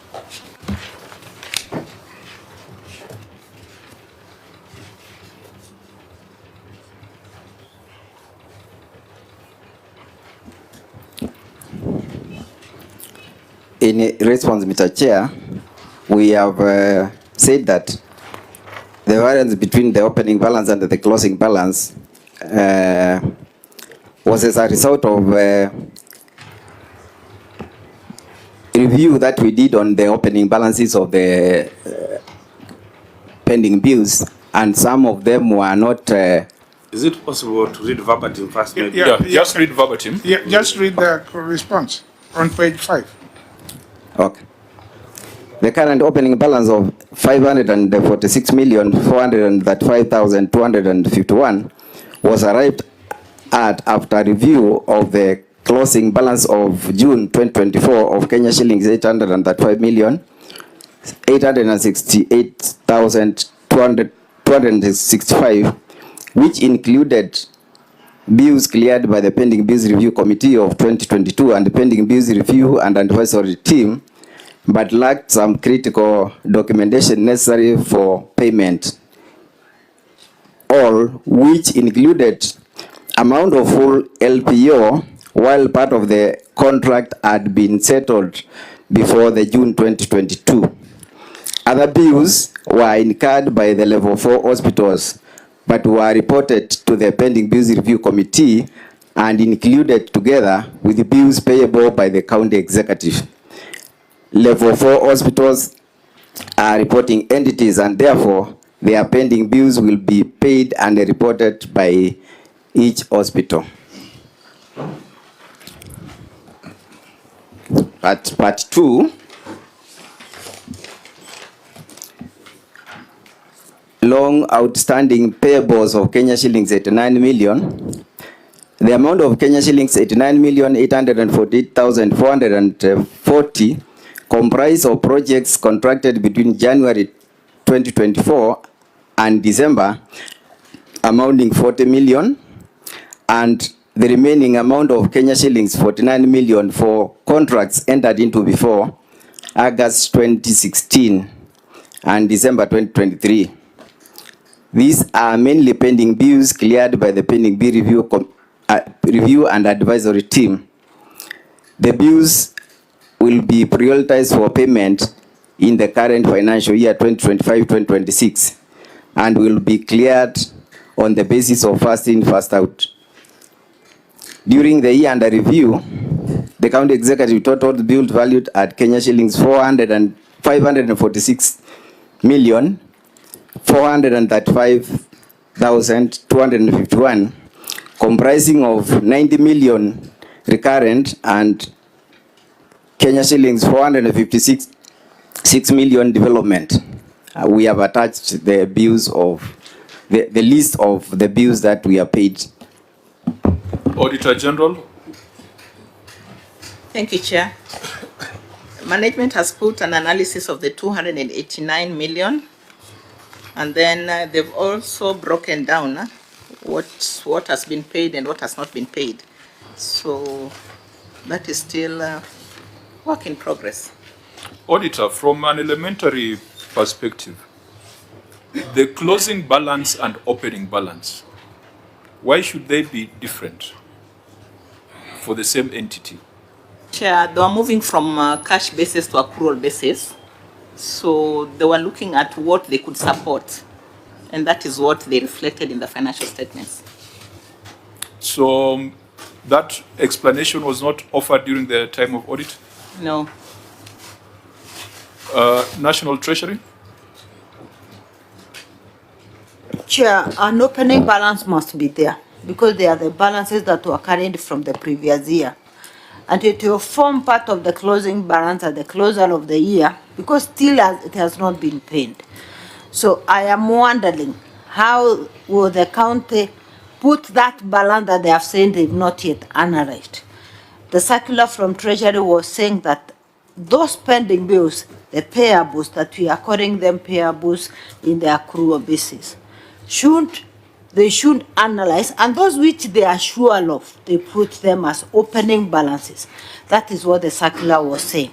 So if they've not put, I am imagining the closing balances then for this current year only, if they never had any opening balance. Okay, now I think the accountants are beginning to confuse us. We knew that the balance you close at midnight should be the balance you open in the morning, at 6 in the morning. And that is what the auditor queried. You said that 546 differs with prior year audited financial statements. And I think it was on that principle that closing balance and opening balance were different, yet they ought to be the same. So, Auditor General, this 289 million that has been isolated, where does it go? Is it a write-off? Chair, it's not a write-off. I totally agree with my colleague from Treasury they were supposed to do an analysis of what they can support. And this was included in the statement of opening financial statement of financial position. And that is what we audited. But because they'd not given us the nitty-gritties of what with this balance of 289 was for, that's why we had to query it. But what they've told us is that the 289 had not been supported. And that's why they were not bringing it forward as part of their payables. So in your first paragraph, do you still have a problem with the entity, or you are convinced that they did the right thing? We shall go back when you're doing the audit to look at the 289 that they've put aside. So there's still some pending verification? Yes. Senator. So Chair, what I'm getting from the explanation from the accountants, and it's true, they're beginning now to confuse us. So kind of what you're saying is that in this transition year, we shouldn't expect that the closing balance the previous year will be the same as the opening balance for the preceding year. Because you have given them a discretion to determine what payables are realistic and correct in their own analysis, and which one they can say we write off. For the time we have been in these committees, we have realized that counties have complained of the pending bills. They are saying they cannot support them. And they didn't want to force them to the things that they cannot support them. But they must be very sure what they will put in the statements as opening balance. It is what will stand forever. The rest, we do not know how to take them because they are complaining they are not in their pending bills. That's where we want, because we could not tell them, put these in the pending bills, carry them to the current now accrual basis of accounting, and they cannot support them. That's why the auditor is saying they cannot support those pending bills. They have only the figure. And all circumstances, any entity that was a going concern, continuing, it must have an opening balance for its payables. It may not have the receivables because it may have been in cash basis. So they were paid in cash and finished. Sorry, National Treasurer. I think looking at the time and the length of time we have sat, and maybe just being considerate, we can take a 5-minute break, 10-minute break, just a 5-10 minute break, then we come back. Yeah, we just adjourn for, let's say 10 minutes, 10 minutes, yeah. We adjourn for 10 minutes.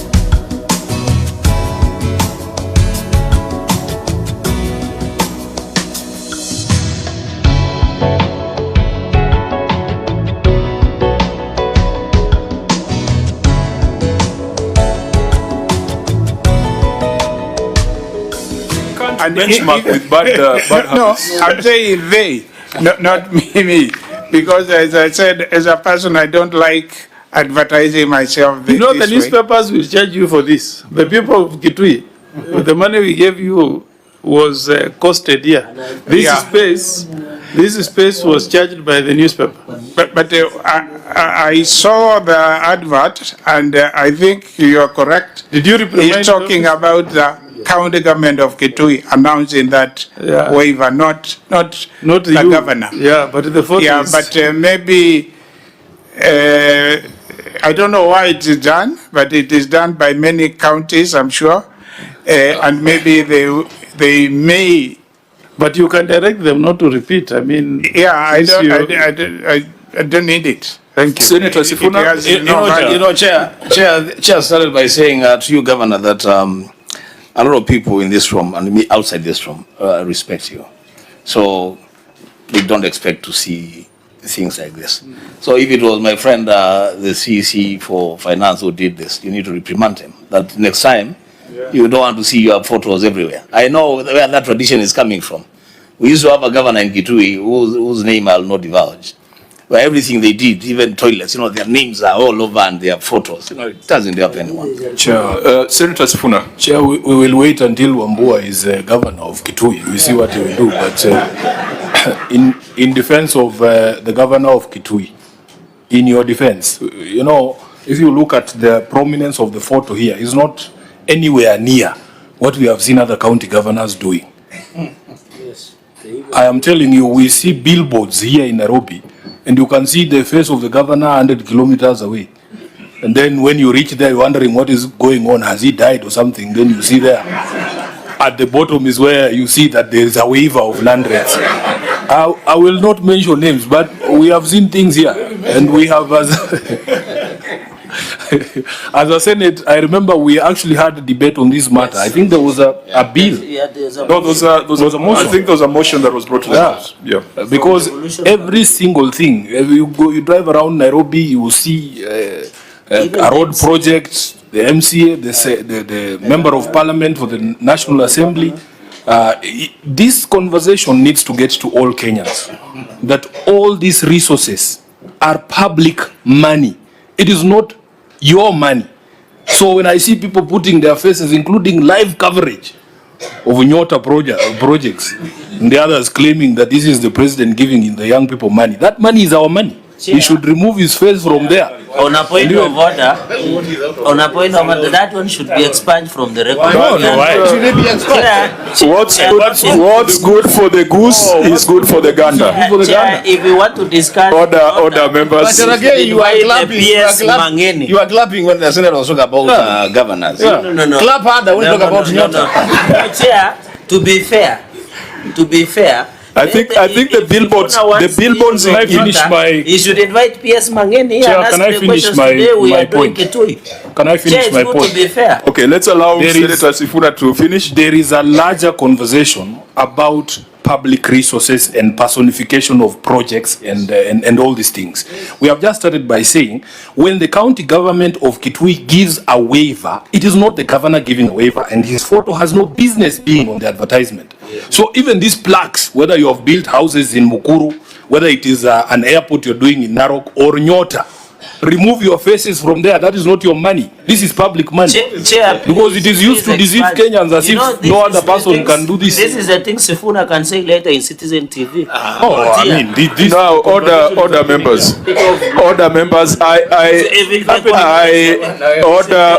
Conversation outside this room. Go and do it in TV, not here. Order, Senator Churarke. Chair, I think every member has a right to express their opinions, and if we disagree, I will also give you an opportunity to express your divergent opinion. And but I think ourselves to the audit queries. I think I like it this way. We cannot be a committee that thinks alike. So let's proceed with your kind permission. You know, now I am getting to a place where I also need the protection of the chair, because when we are having serious conversations about our country, you cannot tell me to take them to TV. I am not here for a show. I will do the show in the night. But I am saying this is a conversation that has emerged out of the audit query. So I think Can I also be asked? for us the issue of TV. The issue of TV must be expunged from the records because it refers to it refers to extraneous matters that are not before the committee. In the interest of time and considering that we still have another county executive waiting outside, I will steer this debate back to the report on the county executive. Being disrespectful. Order, Senator Cherargei. Let us go to the report. Let us go to the report on the county executive. Yeah, can I make a comment? I request, I beg of you also as members and is this committee, you are chairing it very well, to restrict ourselves to the audit queries and the entity on the floor. Let's do so. Let's do so. Leadership, we can do it. Auditor General. Chair, I differ with that. You cannot straight jacket us into a conversation. I mean, you can make cross references. If you say we just stick to this, then we'll have nothing. This is your nyota. When you make references, Chair, when you make references, you should be ready also for answers. Why would you make a comment and not be checked? Fine. So the points have been made. Auditor General, we are back on the report on the county executive. We take note, Governor, and we take note that your county is facing severe strain, climate-related, drought, and related emergencies. In this report on the county executive, before we get into the specifics, could you let us know, have you established your county emergency fund? Yes, Chair. How much did you transfer to the emergency fund in this financial year? I think 20 million. Could you demonstrate in your financial statement, because it should be captured under transfers?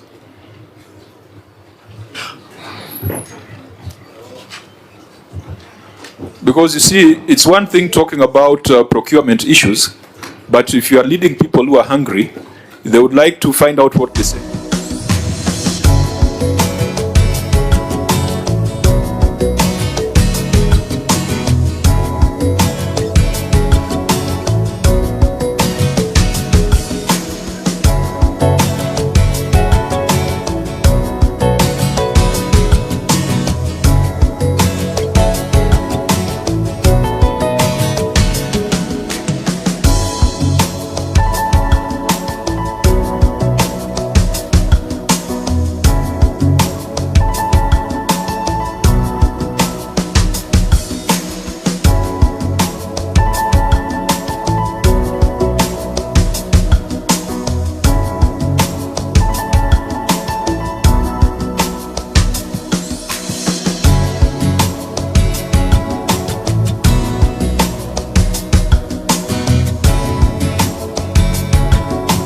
I think we can resume our meeting after that short break. Order, honorable members. Yeah, Senator Maruma. I don't know if you had finished with this query, because I'm reading another limb of the same query. Okay, that proceed. The auditor indicated that the management has not put in place measures to settle the debts. Maybe you can give opportunity to the governor to give the measures that have been put in place, if any.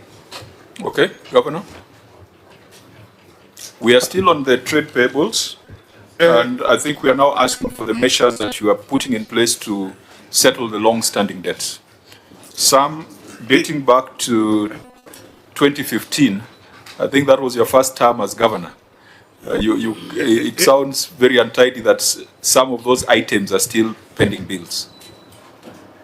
Thank you, Chair. What we did when we came in, we put a pending bills review committee, and they looked at and they put in the papers asking anybody who thinks or the county government of Kitui any money to put in their papers so that they can be reviewed by that team. Some of the debtors who date back 2015. I know there are some former local authorities, but I would like perhaps the Accountant General to say who those are. But in terms of clearance of pending bills, Chairman, we started with the pending bills of 2.5 billion Kenya shillings. We have cleared virtually all of them now. We have about, I think, 239 or thereabouts. And we have submitted a pending bills payment plan to the controller of budget, and which we intend to follow. And as has been indicated, we want to adhere to the first in, first out payment procedure. But payments which are to be made must be fully supported by paperwork. Say showing if it's a contract, it was advertised, if it was supposed to be advertised, and all the paperwork relating to it. Because if that is not well put together, it is very difficult to pay because the auditors again will pick it up. Yeah. So, but let's hear this case of the few which date back to 2015 from the Accountant General. Which ones are those and why still pending? Fine, proceed.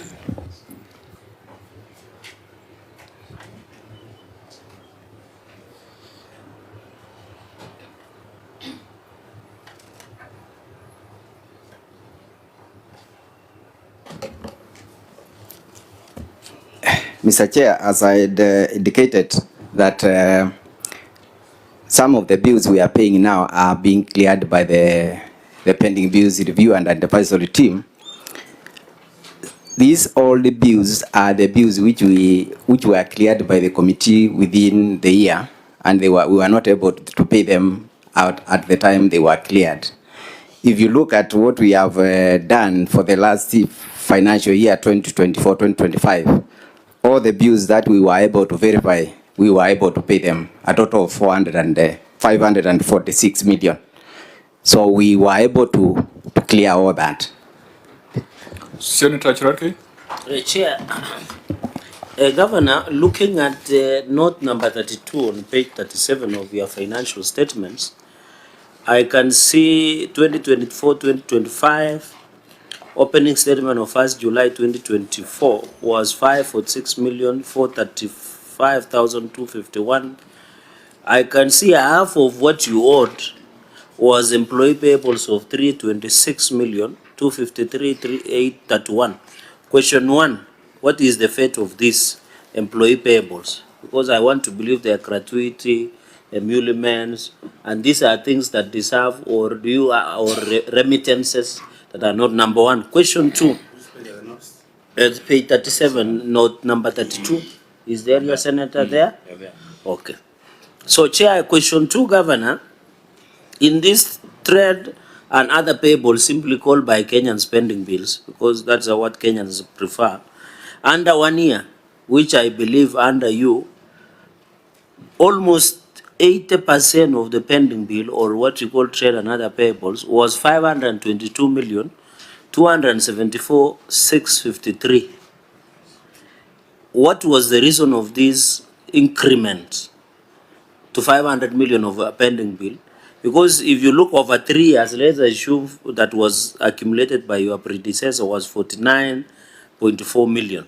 But looking at 1 to 2 years, 14.2 million, 2 to 3 years, 40 million. This, Chair, amounts to almost 80% of 626 million. Number 1, to that number 2 question is, I have heard you explaining about budgetary allocation. What is the projection that Kitui County government will return a nil on trade and other payables? And finally, on the advisory on verification, this pending committee, are these people who you have called. You say, come. If you owe Kitui, just come with your documents. In this verification exercise, it looks like your pending bill is a moving target. Can you give this committee the certainty of the total amount of pending bill? And if you'd be kind enough with your information, was there an eligible pending bill and by how much? Chair, and finally, on the schedule,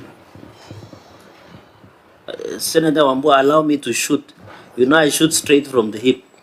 Do you have the schedule of the pending bill? Because, Chair, we were discussing with you yesterday, maybe the Vice Chair was not there, that when you do business with the county, you must book a doctor for pressure and diabetes, because it looks like counties don't pay their pending bills, Chair. It's one of the sources of killer disease. Among 1,000 ways to die is to do business with the county. If we had that schedule to know the Kitui County businessmen and women that are it will be easy to make a decision. I know that we have a problem with transition, but the governor provides that schedule so that we know these people being owed are people who provide service and goods to the county government of Kitui. Those will be my 5 questions, Chair. Senator Murumu? We need to know also in these 326 million on employee payables, some of that money could be gratuity for people as far back as 2015, 2016, because we've seen that in other counties. We need to know if you have any such payables of gratuity for people who are working for the county but no longer work, but they have not been paid their dues. Governor? Yeah, let me ask the Accountant General to respond to those. I hope he was recording. Okay, I hope your response can be briefer than the question. Okay. The breakdown of the 336 is 135 million, which was the deduction for June, which we were not able to pay because of the issue of budget.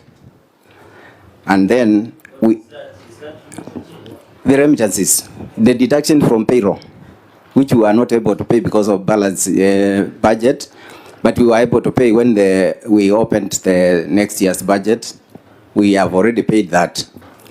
The 190 is an agreement that we have with the KRA on an assessment that they had done earlier.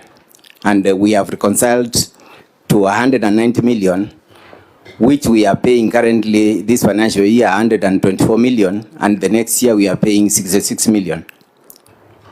That is with respect to what? Pay as you earn? It is mainly pay. Pay as you earn? Yes. So could we understand, I don't know where control of budget is at this particular point. So when you paid your salary for June, when you made your requisition from the control of budget, did you requisition net or you requisition gross? We did net because we do not have the budget to support the full. So we could not request for the deductions. And actually that was with the basis. We had to convince the controller of budget that we did not request full salary. That is why we were able to get it. Why would the controller of budget approve net, knowing that statutory deductions are statutory in nature, are mandatory? Because that excuse can only apply if you took a bank loan, if you took an overdraft. The COB is here. That would be a very important. So can you say that again? The question was, the 135 million outstanding deductions in June, how did they arise? While we expect that when you are requisitioning for salary, you requisition gross and not net. You said you requisitioned net. Can you just confirm that? Okay. If your budget does not is not sufficient to support the whole June salary, then you cannot be able to request the whole salary, because so you can decide to pay half the employees. Chair, my colleague there is now trending very dangerous grounds. What are you telling us? That you requisition from COB to give you a percentage of my salary, but in that salary I am supposed to do statutory remittances. I'm supposed to service my SACCO loans. I'm supposed to do pay as you earn. I'm supposed to do NHIF and those other things. So who takes responsibility for the balance? Chair, with your permission, maybe the CEO of Finance can supplement the response given. Responding exactly to that query. Okay, let's hear from Chief Officer, then the COB will corroborate what he said. Thank you, Chair. The financial year ends at 30th June. When it comes to June, we don't always receive money by 30th June for the last financial year. We receive the money in July or late after the 30th June. So, but on 30th June, what is paid first is the net. While the statutory, which is supposed to be paid from 9th of the next month, when you receive the July disbursement, you pay. So at the end of June, the month of June, the cut-off point for that financial year, the amount, the figures has already been gone to the new financial year. So when you are paying, it's like you have paid it late. We paid it. We paid it. The amount is cleared. The second thing, what the Accountant General is saying is the budget for every month, you budget for 12 months for salaries. But starting of the month where we came in, there was a backlog of the deductions. The ones we have paid, the 190, which is pay and other taxes, like VAT, withholding taxes, are also accumulated in this. So it is accumulation of the two factors. The accumulation is 190. 190. But we are talking about 135, yes, which is for June. Control of budget, is any of this making sense? Thank you, Chair. What I understand from the Chief Officer Finance, when he's talking about the net, probably he's paying from a bank overdraft, not requisition from COB. COB requisitions are gross amounts. Can you clarify that, yes, Governor? I think, although I'm not the actual actor, but I can say, from my understanding of finance, you requisition the entire amount to the controller of budget, but because you don't have the money, from a cash flow management point of view, you give priority to payment of salaries, and because the statutory deductions are due by 9th of the next month, in this case by 9th of July, then you can pay what you requisition the controller of budget and they approve together with the salaries, but you delayed the payment of the statutory deductions. Because given the 2 hours, delaying salaries is causing problems. So you pay the salary. If we did a test, we will then confirm that the 135 million was subsequently remitted before the 9th. It was paid. Auditor General, you will need to help us on that. They will need to demonstrate that evidence because you have flagged in your report late remittance of statutory deductions. I think it's a very substantive issue in your report. So I doubt whether this explanation can cure what we are seeing here and what you have cited. You have cited 168 million, a different figure. 168, there's 135, there's 190. So it looks like a systemic problem, Governor. Unless we look at the exact figures, but what I do know, we are up to date with our statutory deductions, other than the estimates which KRI made on allowances which they say may have been paid and so forth and so on. The normal one, payee, housing levy, NSSF, SHA, all those, the county government of Kitui is up to date. Senator Wambua? So, Chair, for the record, because you have 2 responses, I want the Governor to clarify. that when you requisition for salaries, you requisition gross. Because the CEO is saying that the requisition net, and we're wondering how COB can process that kind of requisition. It's gross. It's gross. Yeah. Thank you.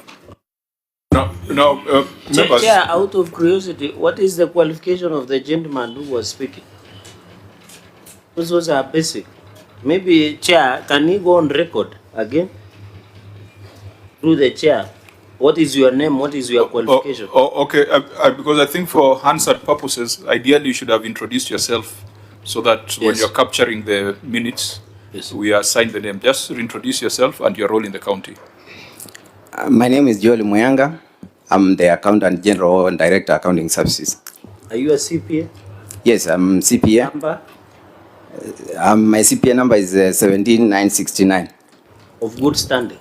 Yes. Hey, that's interesting. You know, when you make such a basic error, we doubt the capacity and ability. Because that is very unfortunate, because unless COB, maybe through Chair, do you normally do capacity training to county officials sometimes? Thank you, Senator Cherargei. Through the Chair, we do that, but the country must request. It has to request. So there is a client for you? Well, I don't think the onus is on COB, the onus is on ISPAC, which has a seat on this committee. And if you have doubts about professional competence, we shall escalate to ISPAC. Well, you know, we have seen crazier figures, and if it can be explained that the 326 million was subsequently settled, which I think the Auditor General can advise us, and that we are remaining with just 300 million, that will be about 3% of your total revenues. I think yesterday we had a county here that had a pending bill of 4 billion, and we are seeing them in terms of billions. So this does not look too bad. It's not good, but let's not benchmark. Let's not say that we are okay because we are better than other bad people. So ideally, comparing two dwarfs, saying which one is taller. Yes. Yeah. So I think we keep this in view, but the auditor should advise us whether the 326 was settled within the timelines, and then the debt of 3 years. I think we'll take your written responses and see whether they respond to it. Otherwise, we'll make certain recommendations on how they should be dealt with. Now, members, we still have one meeting this afternoon. So let's go straight to unresolved prior year matters. And we shall proceed as follows. I will ask the governor, the storied maternity ward at Kitui County Referral Hospital, is it complete? Chair, no, but we have allocated 89 million Kenya shillings this financial year. It's a multi-year project so that we can restart it and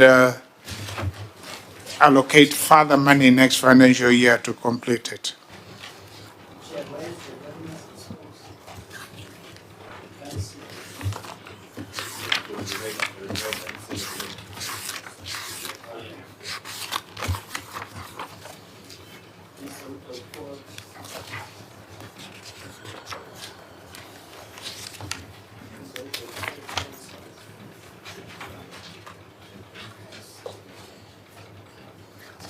Okay, members, unless we want to go into the details, we can keep this in view. We consider the written response.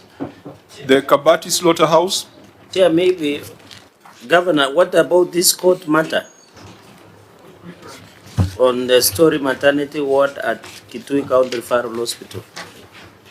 What was the contract sum was 242,787,625, and it was supposed to be completed by 2019. I think there is no value for money. What is the story behind it? But there was a civil case that you are supposed to pay 254 million. Maybe just 30 seconds, and you did out of court settlement of 53.0 million. Well, it is told, I think that around the period you mentioned, 2019, and I think the contractor went to court. He was awarded some money, and you have paid. We had to pay because the courts didn't want to listen to any reviews. So we paid to settle so that we can get possession of the site and make arrangements to complete. But the project is stalled. Yeah, it is stalled. It is stalled. But So we are. do you think is there value for money through the chair for the people of Kitui to wait a project in financial year 2016-2017 up to now? That's not the ideal situation. It ought to have been completed. How much have you allocated on this budget? We have allocated 89 million. So there is a new contractor on site?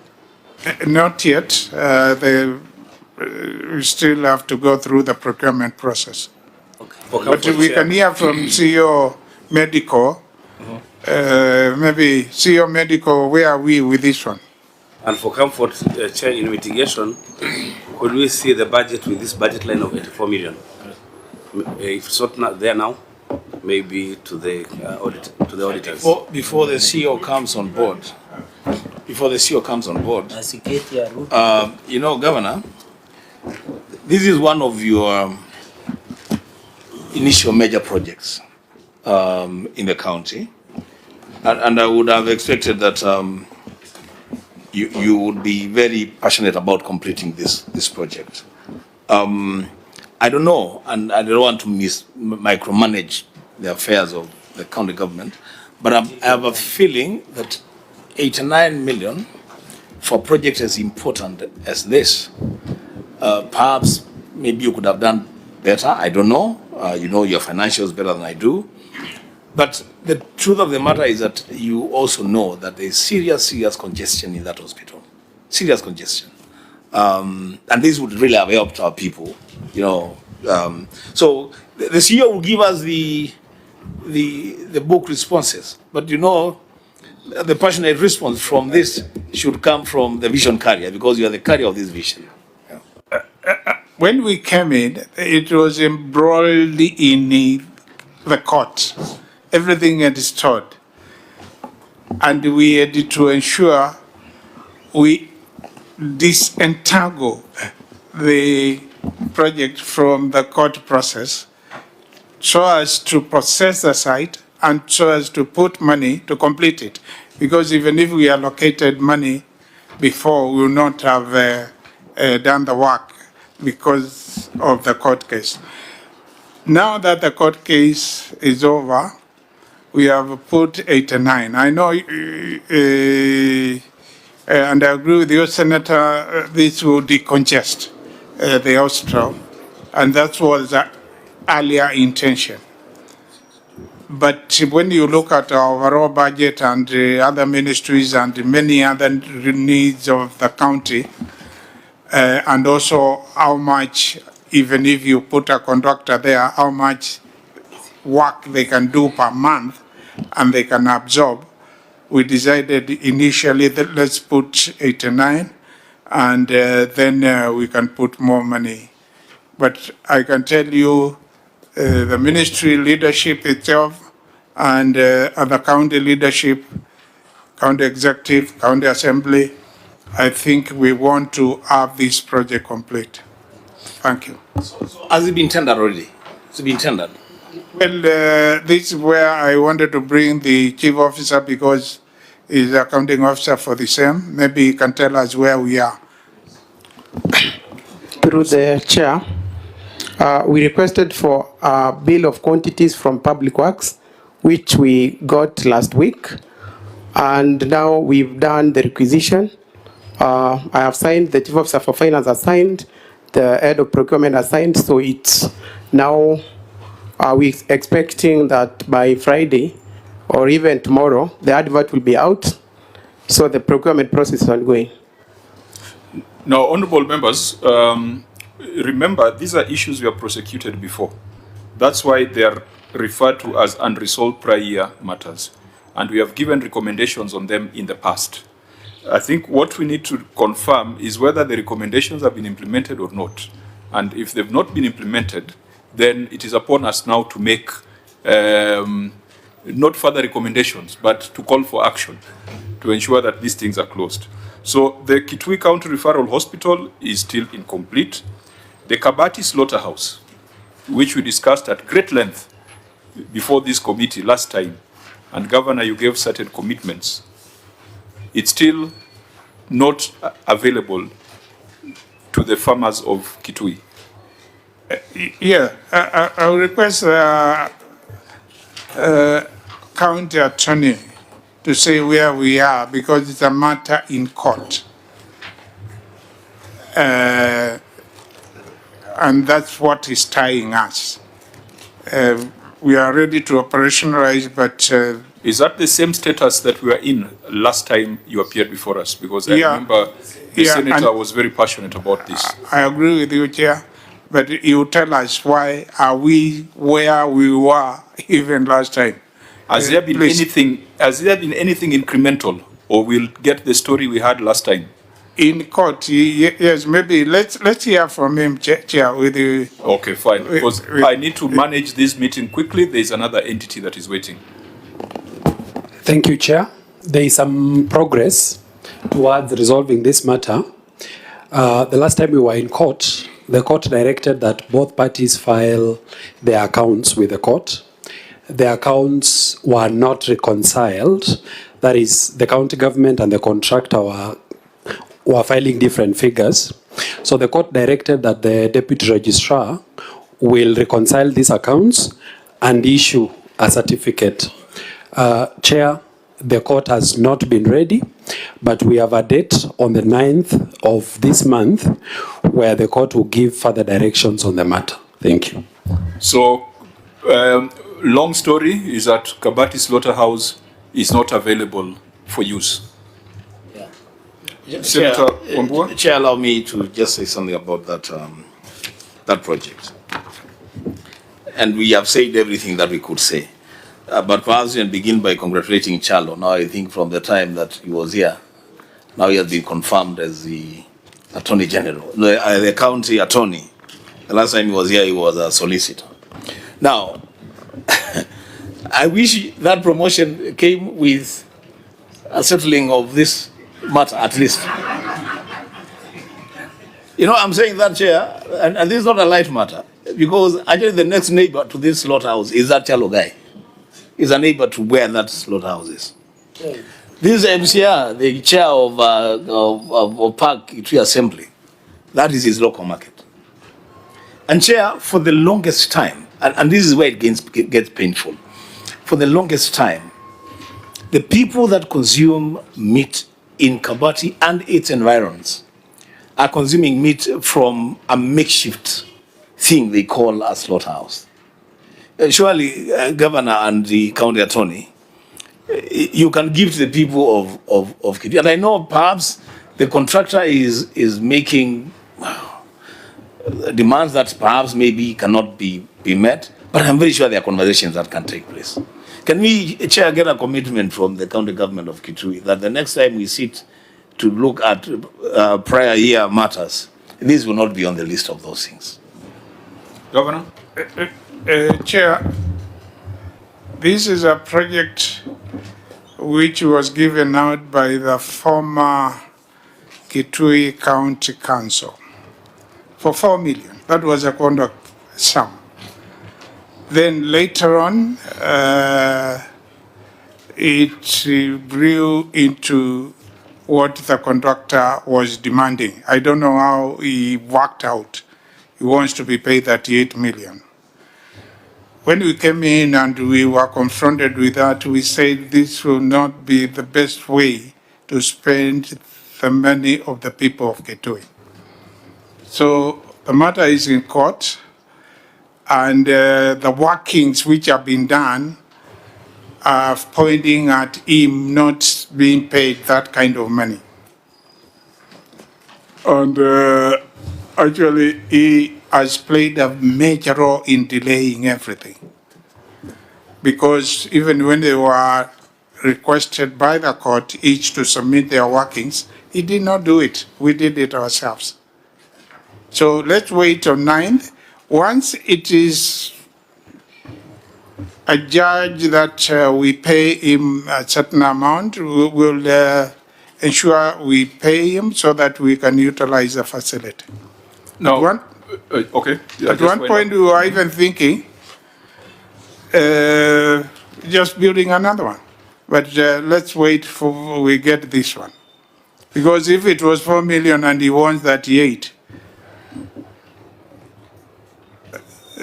there are question marks. You see, I feel that pain, Chair. I feel that pain on the side of the county government. The principal amount and the amount being demanded by the contractor. But Governor, if it comes to that, if that is what will resolve this issue, then so be it. Because I'm very sure, apart from just the service, Chair, the revenue coming from the slaughterhouse to the county government of Kitui would be a lot more substantial than even what we are collecting from Sant. Correct. It serves a very big area. So if it means then that you move into another project, if that is what you have to do, I don't know, let's just have a slaughterhouse for this region. And really, it's tiresome to hear the same explanation. Governor, I think I listened to that explanation last time. You made commitments. 1 year down the line, we are still giving the same explanations. So I think, members, we must make certain recommendations that are final, that are binding. So it is upon us to move the House to adopt those recommendations. Could we be lucky with the X-ray building at Kaui Hospital? Proposed completion of X-ray building at Kaui Hospital. Is this one complete? The CEO responsible for medical equipment, I will request him to respond to that and tell us where we are. Yes, Chair, we are lucky with the Kaui block. We installed the equipment and it is functional. And while we are still that, there were two of them. There was Kaui and the Shekru Hospital, which is also part of this report. Now, the one in Kaui is at Shekru is non-functional. And so we have made the decision. Sorry. With a lot of respect. Sorry. I'm trying to rush so that we can be out of here in the shortest time possible. Yes. Kaui, you have a long answer there. Yes. But the bottom line is electricity. Yes. Is electricity now available? We paid the electricity last week. Is it available? No, it is not available. All the processes. Ugali meiva ama ijaiva? Ugali, we paid and they visited the place today. Are the X-ray machines put to use as we speak? That is when it is up on the ugali meiva. Yes. The X-ray was installed and it is functional. The electricity was not installed. As we speak now, yes. As we speak now, the X-ray machines are working in Kaui. Yeah, they are using a generator. But the 3-phase has been paid for to Kenya Power and Lighting, and they have indicated they will be there very soon, not later than 2 weeks. Yes. And the officer who is responding, we have told him he should be on that almost every day to ensure it's there. Where in this written response have you indicated that they're running on generators? Because what you have cited is back and forth with Kenya Power. And also the auditor made a finding that it's not in use. So you need to indicate when you started using that facility. Because the audit query says that it's not in use. Yeah, I think by the time of audit, it was not in use. Yes. But it's in use now, but using generator. You know, that Governor, what you are saying is that you're agreeing with the findings of the auditor, and you, because you understand accounting better than a lot of us. So if it was done after the fact, then we are not doing audit here. So the fact remains that according to the report, it will appear again in the next financial year as a matter that is pending from the previous accounting cycle. Agreed, Chair. Yeah. So why don't we leave this, because Chair, you have said that on 19 January the contractor delivered, the machine is been installed by use of generator, and ask the Auditor General to confirm whether that is the real state. Chair, and an interesting response by the governor. He says on the X-ray technology, the X-ray technology is still viable, but there is an upgraded version of technology. What do you mean? Do you want to procure the new technology? Why are you using old technology for people of Kitui? Why don't you use the latest? Let's hear from the CEO on the technology bit. But my quick answer, just to save time, these were procured with that old technology about 7 years ago. This was done 19. I want to confirm that this was within the mess thing. It was part of the mess equipment, right? So, and there were 10 of them, and all the others which were installed then, they were still operating with this same audit technology. So why don't you upgrade this technology to meet with the current technology? Yeah, that is what we have put the CEO to discuss with the suppliers of this particular machinery. Chair, maybe what was the fine print on the aspect of technology with the suppliers? No, I think just for us to manage time, I remember this conversation last time. We put a question to the governor on obsolescence of the equipment, since there were equipment that were procured in 2017. And since their delivery in 2000, in 2020, they had not been put to use. Wasn't that the background? And we asked whether the equipment was now obsolete. And I think that's what you're responding to in that last paragraph. Let the CEO respond to that, please. No, I don't want to repeat the conversation we had last time. Because I think I remember we had that conversation. So maybe this one is just to address Senator Cherargei's concern that the issue of obsolescence, we are the ones who raised it last time. It doesn't make sense to install, yet it does not give the service that is required. So I think the most important thing is for the X-ray equipment to be available to the citizens and residents of Kitui. You have indicated that this was done on 19th of January. And as of 27th of January, the machine had been installed and was using a generator, and that Kenya Power will give you 3-phase by 30th January 2026. Can we keep this in view? Chair, as the area senator, that's okay. We can keep it in view. But I'll also be asking the question on the usability of that machine. Because, Chair, there's a conversation that goes around. Do you want Afya Bora or you want Bora Afya? This equipment, that's what I was asking the governor, is part of the MESS project, or around the same time. It was around the same time. So if it was acquired in 2020, 2019, 2020, maybe it's not MESS, but it was acquired around the same time. 2019, 2020. 6 years down the line, it's the value for money, and even the usability of that machine. I don't know. So there were 10 of them. Yes. And all the others, other than Sikuru and the Kaui, they are still working, which means the obsolescence of the technology has not been attained. The one in Sikuru, which has not been installed, we have agreed, instead of installing the old one, let's get a new one from the National Equipment Supply Services, which now is running, which was a successor of MES, Managed Equipment Services.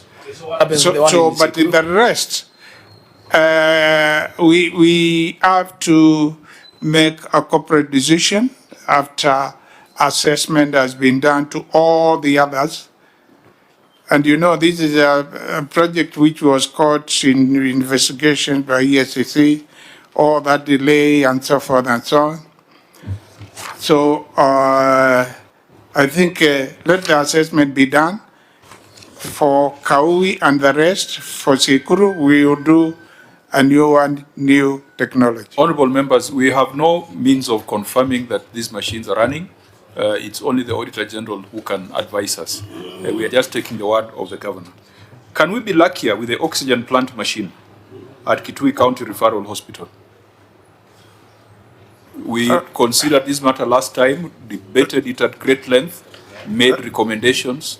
Could we at least tell the people of Kitui that the oxygen plant machine is now functional?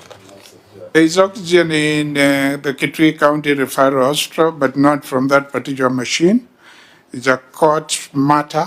We found it there when we came in, and it's still in court. Maybe the county attorney can say something very quickly where we were with it. But there is oxygen at KCRH, but not from this machine. County attorney? Thank you, Chair. The brief about this matter, Chair, is that the county government of Kitui is contesting the lawfulness of the supply of that particular oxygen machine. And because the supplier had already obtained a decree against the county government, we sought stay of enforcement and leave to defend that matter afresh, because we do believe that we have triable issues that can be brought to the attention of the court. Chair, I can report we have a ruling on our application for leave on the 5th of this month. Chair, that will be Thursday, I think. Thank you. So within the week, we might get certain directions on the matter. Thank you, Chair. We keep that in view. But Governor, you're saying you have found an alternative way of producing oxygen away from this contested equipment? Yeah, that has been put in place. Maybe we can hear again from... what is that alternative way? A better alternative. Yeah, through the chair, we installed a bigger capacity plant at the KCRH, and we have 4 fonts of how we are supplying the oxygen there. We also have, on top of that, we have a 8,000 liter oxygen tank. We have the cylinders. When was that procured and implemented? It was done in 2021. And it's fully implemented? Very operational. It was implemented in partnership with AMREF in 2021. Okay. So it is working. But yes. Who is keeping the oxygen plant secure? Because after the court ruling, or if the court rules that is your plant and is vandalized, don't you think that you now have a plant that is vandalized? Your county attorney, you know, we do not know how the court will rule. Yes. But given the procedure of what happened, of course, we can't read the mind of the judge, but let's hear from the county attorney the probability that the decision will go against the county government of Kitui. Proceed. Thank you, Chair. I wish to comment on this storage, where it's currently kept. And maybe if you allow me, I may not say whether I think we will be successful or not successful on the matter. Currently, this oxygen plant is within the hospital facility. But over time, and maybe the issue why this raised as an audit query, the storage is not ideal. It should have already had a housing, a specific housing where it would have been stored. But currently, it is not under such ideal conditions. Thank you, Chair. Now we keep this in view and look forward to the decision that will be rendered on the 5th of February. I hope we can be lucky with the construction of livestock office block. Is that concluded? I think that's the case. Auditor General, construction of livestock office block? Yes, Chair, the defects were done. Thank you. Okay, we are getting luckier. Now let's go to reptiles. Construction of a snake pit at Mutomo Reptile Park. Governor, are the snakes happy now? Yeah, are they done? Yeah, I think they are done. You think they're happy? Yeah, and it was inspected. Auditor General? Chair, the defects were done. The sump well and civil works at Chia River. Yeah, it was a matter of fencing and so forth and done. Now, I think we had gotten some update earlier. The other area we wanted to ask was a 573 million on Department of Health projects, which are still incomplete. Has there been some progress on that? Huge progress. The progress, there is a report we showing the progress for each. The big amount relates to the stored maternity wing and the amenity. But the others, there was a mortuary that is finished, and many others are finished actually. So you have a seven-page response there. Yeah. Honorable members, because we had already discussed this at our last meeting and gave recommendations, a number of the projects there are still ongoing. Chair. Yes, Senator Chirake?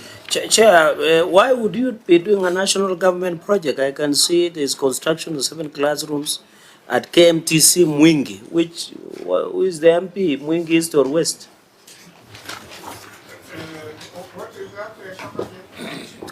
In your response, number 3, construction of 7 classrooms at KMTC Mwingi that was started in 4 January 2019 at the cost of 17,027,650.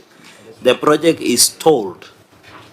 Yeah, 2019, as you know, I was not in office. There was other people who are in office. But Governor, and when you come, when you come and you are public office, government exists in perpetuity. In perpetuity, I agree with you. So when I came, and that was started by my predecessor, by the county government, we have a duty to complete. Governor, and we will complete. Governor, this is a national government function. It is done through CDF. Yeah, and since it was started by the county government, that time the dividing line was not as thick in some cases as it is now. National government is doing markets, housing. No. We are not talking about national government. We will call them. Governor, is there, through the chair, is there an arrangement? You're now trying to do populist politics, which will not assist you. Governor, through the chair, is there a memorandum that you wrote between the Ministry of Health and the county government to do these classrooms? I will have to check on that. As I said, it was 2019.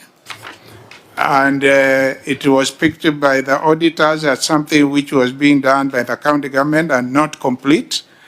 And as you say, government exists in perpetuity. So it is us who have a duty to complete. Before I allow Senator Wambua, these are stalled over the years due to financial costs. So does it mean you receive a lot of money to Kitui until you decide, let us assist the national government? Over to you, Senator Wambua. No, I think, Governor, the question that we are trying to resolve here is a question of, actually it's a question of law and process. So maybe let's benefit from your wisdom. If in 2026, 27, the county government of Kitui, and procedurally, tenders for a project and it's awarded and it starts and it's a multi-year project, then in 2027, 2028, there is another government in that county. What is the new administration supposed to do? Discontinue the project because it was unprocedurally procured, or continue to complete it anyway because it was started? I think one has to look at the circumstances of how it was commenced. Maybe there was some understanding between the national government and the county government then, and I was not in office. But what I'm saying, and maybe I can be advised here, since it was commenced by the county government, with or without some understanding, because we do not know, should we as a county government complete a project which is within where we have our second biggest hospital to train Kenya Medical Training Center youngsters?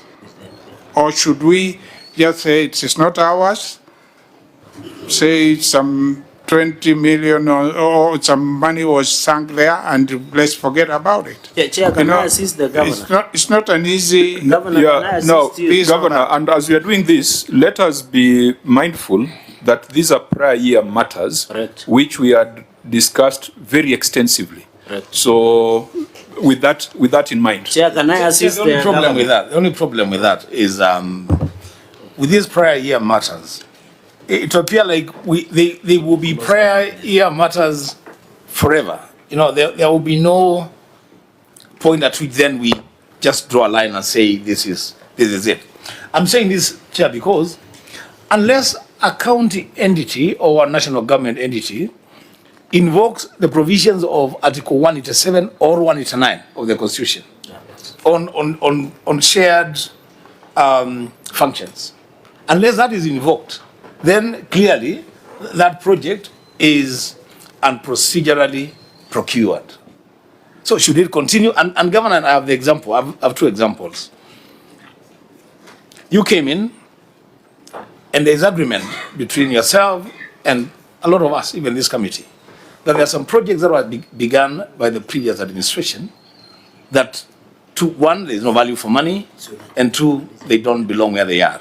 You talk about, the crusher, the manyora thing, the trucks for carrying livestock, and I'm surprised actually the Auditor General did not pick that up. Chair, we procured trucks to ferry animals to markets, and they think they are stored all over. So when you come and find that kind of mess in a county, as an administrator, because you're also learning, what are you supposed to do? Yeah, maybe, but the Governor, the neater way, and it's not that we are not saying that if there is a need, please, I have told you have the county attorney, and thank God I'm the drafter among other colleagues of that bill. He should have advised you that when you are doing a national government project, you must come up with a memorandum on that functionality, and your senator has put it up. Finally, Chair, because in the interest of time, out of these 573.5 million, the reason, Chair, we are requesting to take much more time is because these are projects that touch people in Kitui. But what shocks me, majority of the stall projects relate to health. For example, story ward at Kitui County Referral Hospital of 242 million, it has stalled. Construction of surgical and amenity block at Kitui County Referral Hospital has stalled at 144 million. Chair, the one construction of maternity ward, Ngunyi Sub-County Hospital of 5 million has stalled. Governor, why are you frustrating people who want to give birth like some of us? One maternity. Or Kitui, and the numbers will be good. I've seen Wambua speaking around in Muranga and insisting that they should be numbers. Most of these not doing Governor and Senator Cherargei, order. We must wind up this meeting by 4. We must wind up this meeting by 4 because we have another entity that is waiting. So let us not re-examine what we had already re-examined. Let us just make recommendations. Yeah, because the issue, Chair, is still subsisting, my counsel would be that because it was a national government project or function done by the county government, then why don't you explore ways of having this project measured in terms of measured works and transferred to the national government, maybe done by CDF or just the national government directly, because it cannot just stay there when public money has been expended already. These projects are projects for Mwananchi. They are not county government. They are not Mwananchi for county governments and for national governments. I think in terms of just having the measured works and transferring it to either CDF or other way of the national government taking it up, that would really be neater. Governor, we will make those further recommendations on this matter. An option, and the other option, is to seek to enter into an interministerial agreement so that we can have it completed, because we need those children for our hospitals there. Just to answer something, most of these projects, money was set aside to complete them. And the county assembly increased money from the Ministry of Health. So they are not being frustrated. But we found the situation, we discussed together with the county assembly, and we increased a lot of money. And most of these, I think almost 70% of them are complete now. Fine, let's come back to the report. We will go to the other critical issue under lawfulness and effectiveness. Failure to recognize provision for contingent liabilities. We have already seen that you've got a number of matters that are before the courts, and your responsibility is to disclose those contingent liabilities. I thought we discussed this at our last meeting. Governor, how come for another financial year you have not made that disclosure? Those who prepare the accounts, they should have done that, because I agree with you, Chair. Now that we discussed that, and they should be provided for. Now that it is the second time we are discussing it and they haven't done it, what should we do with them? If you can't do something about them, because you look like you are tolerating. First of all, let me hear from the Chief Officer Finance. We discussed this. But should they explain administrative things before the Senate? You must take administrative action. Well, that's the reason why I brought them here, so that things which is in their court, they can really shine some light. Okay, but I agree with you. What they should be provided for in the accounts, and not providing is not the right thing. Is there any reason? Is there any reason? That's what I want to hear. Chief Officer? Yeah. Thank you, Chair. For current financial statement, we have disclosed, but for the previous ones, which were never disclosed. But this observation is on the current financial statements. These are from the previous, not this current. No, this is under lawfulness and effectiveness. Auditor General, were you querying the past financial statement or this financial statement? Thank you, Chair. Let me just make a clarification. We are looking at the provision for contingent in the statement of financial performance. They did not provide for that provision. For the year review. Yes, for the year review. So, Chief Officer, which question are you answering? The disclosure. Chair, you asked me for disclosure. Failure to recognize provision for contingent liabilities. That is an audit query. Yes. Yes, Chair. So you recognize that provision? Yeah, we did. Just a minute. What is the CEO looking for? This is something that was there flagged during the audit, and we had the opportunity to answer it. No, and you saw Chair, the question was different, and the OAG has clarified. The question was disclosure, which I said we have been disclosing on the financial. Failure to recognize provision for contingent liabilities. Did you do that? No, it's not there. Were you required to do so? Yes, Chair. Is it a material disclosure? Some material, Chair. So when a member of a regulated profession omits a material disclosure, what should be done? Are you a member of the of ISPAC? Yes, I am. So then, members, we can make our own recommendations to ISPAC. If CPA Tunga was here, we would have just handed you over to him for immediate disciplinary action. The amenity ward at Mwingi Sub-County Hospital, non-operationalization of amenity ward at Mwingi Sub-County Hospital. Governor? Yeah, let's hear from the Minister for Health status. The amenity ward was yet to be operationalized and the procured equipment were lying idle in the store. 2.4 million. Thank you. The amenity ward at Mwingi is operational. With a 24-bed capacity. As at what date? The auditor says that during the audit it wasn't operational. Yeah, during the audit it wasn't, but it's currently operational. So you are going on record that it was made operational on which date?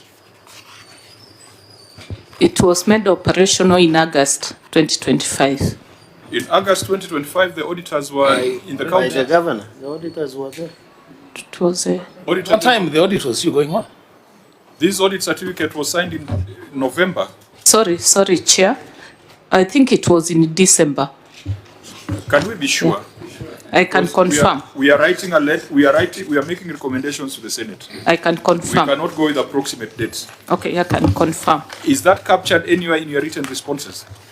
So that if you are to yes, refer it to is. Them, where exactly? What is captured is that it was operationalized in August 2025, which is misleading the committee. Governor, how are we going to believe you are? Because I'm trying very hard to use your written responses, but if there are inaccuracies, then we are going to have problems. We need to just get the exact date when it was operationalized.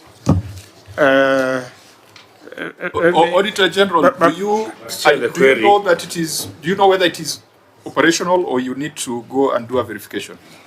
Chair, we shall need to go and verify because by the time we were in the field, it had not been operationalized. And that was in June 2025. So it is possible from June 2025, Chair, to August, maybe it was operationalized. The minister is saying it was operationalized in August, as she had said earlier. They were there in June. Yes. So, and fine, she's very firm. We'll allow the OAG to ascertain this and advise us. Failure to operationalize completed projects, I think they are all in Appendix 1.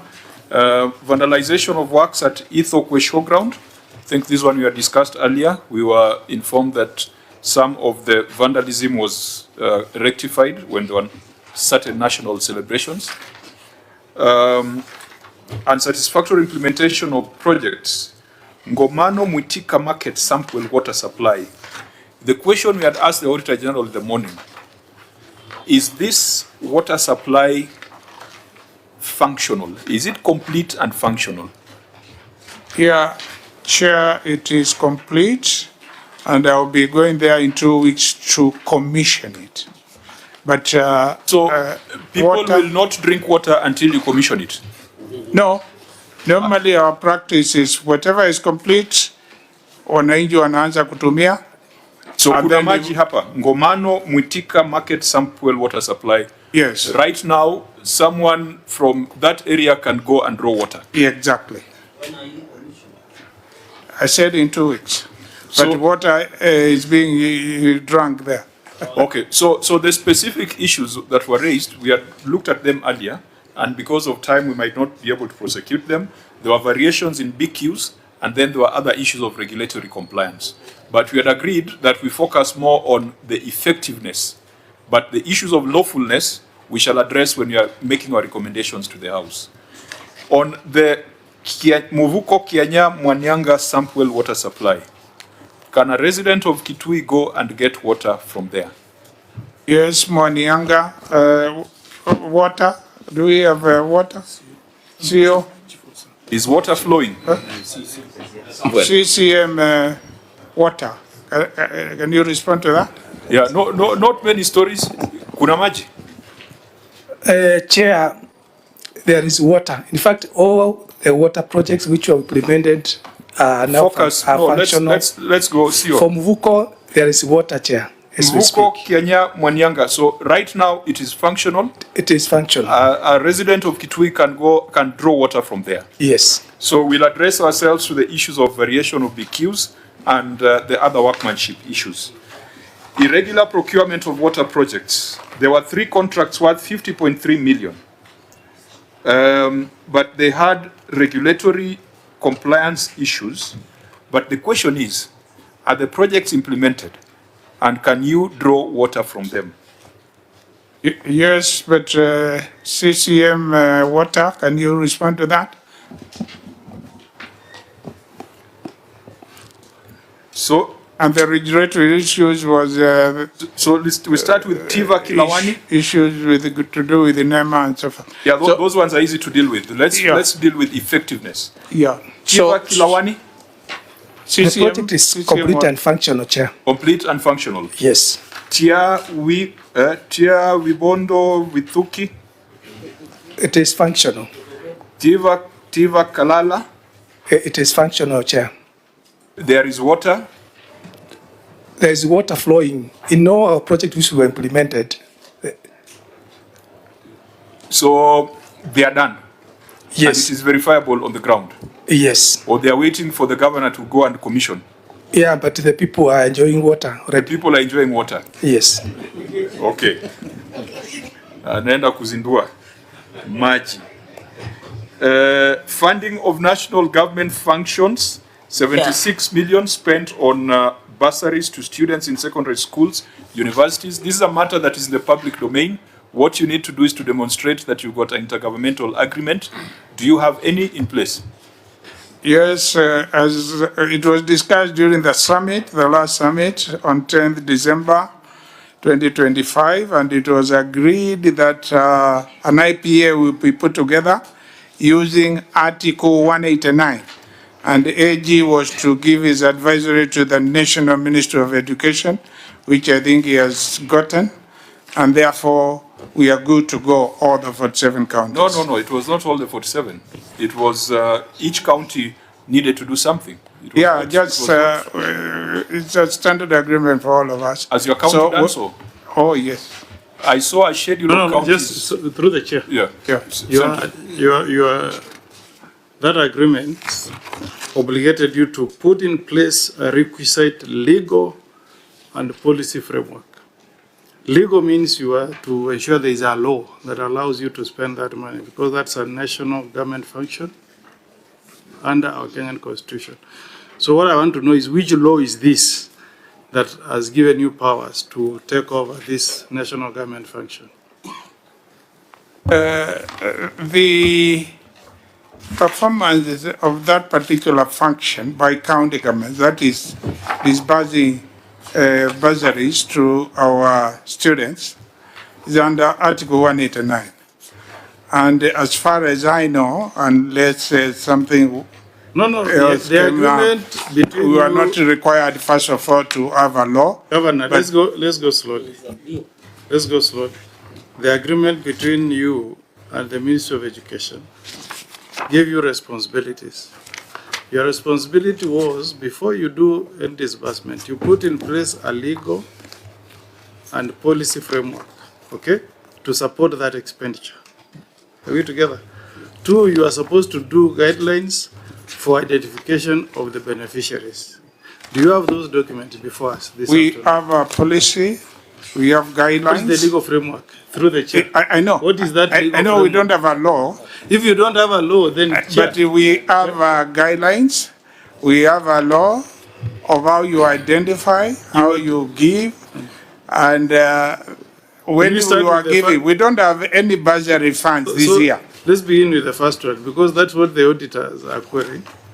And for you to escape that query, you need to tell us the legal framework, the law that enables you to do so. Which one is this?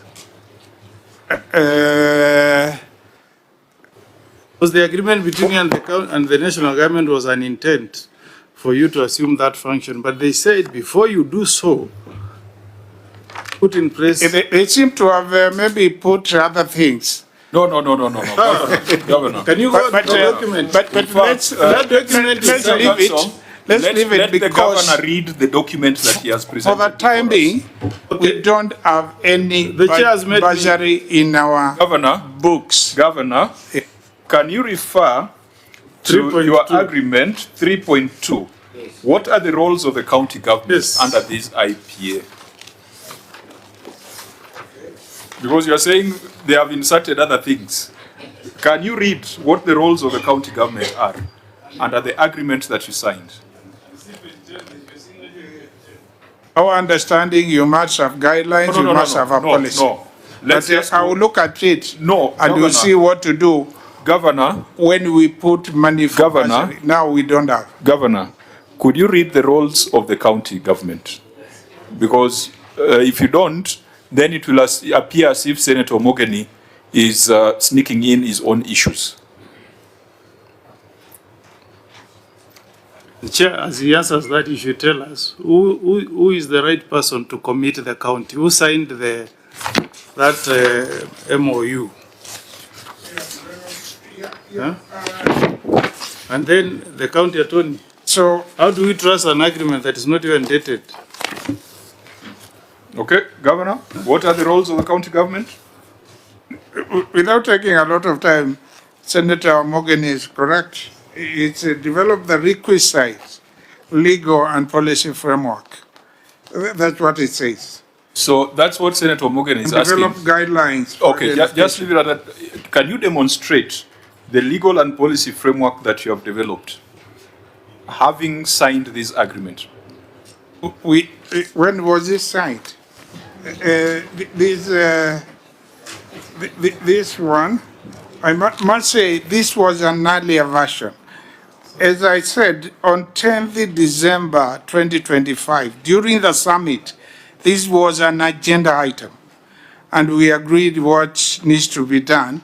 But this one I can see is 19th May 2025, because we had signed one earlier where there were a lot of issues, and therefore it was discussed again, and we have a new one. But so why didn't you give us the new one? Will have this. With due respect, Governor, why didn't you come with the one that is applicable so that we don't waste time discussing something that has been overtaken by events? Yeah, but what I'm saying is let's take this as it is, that it is required legal as that may. No, why should we take this and you are saying it has been superseded? You know, I wish you could make my life easy. Would have been done 7 minutes ago. Chair, let's make it easy. So that document is part of this file. It's from the county government of Kitui. Governor, do you confess ownership of that document, or do you want to say it's not your document? Yes, I'm saying there was an agreement which was signed between the county government of Kitui and the National Ministry of Education way back in May. Yeah. So we are relying on that document. Still has been overtaken by events, and we haven't used it. We don't have this budgetary money in our budget. You see, Chair. Then I think then we should not have an argument, because if another document was signed between you and the ministry, what would have been the most prudent thing to do is to bring that document to us and tell us, disregard the May agreement that has been overtaken by events.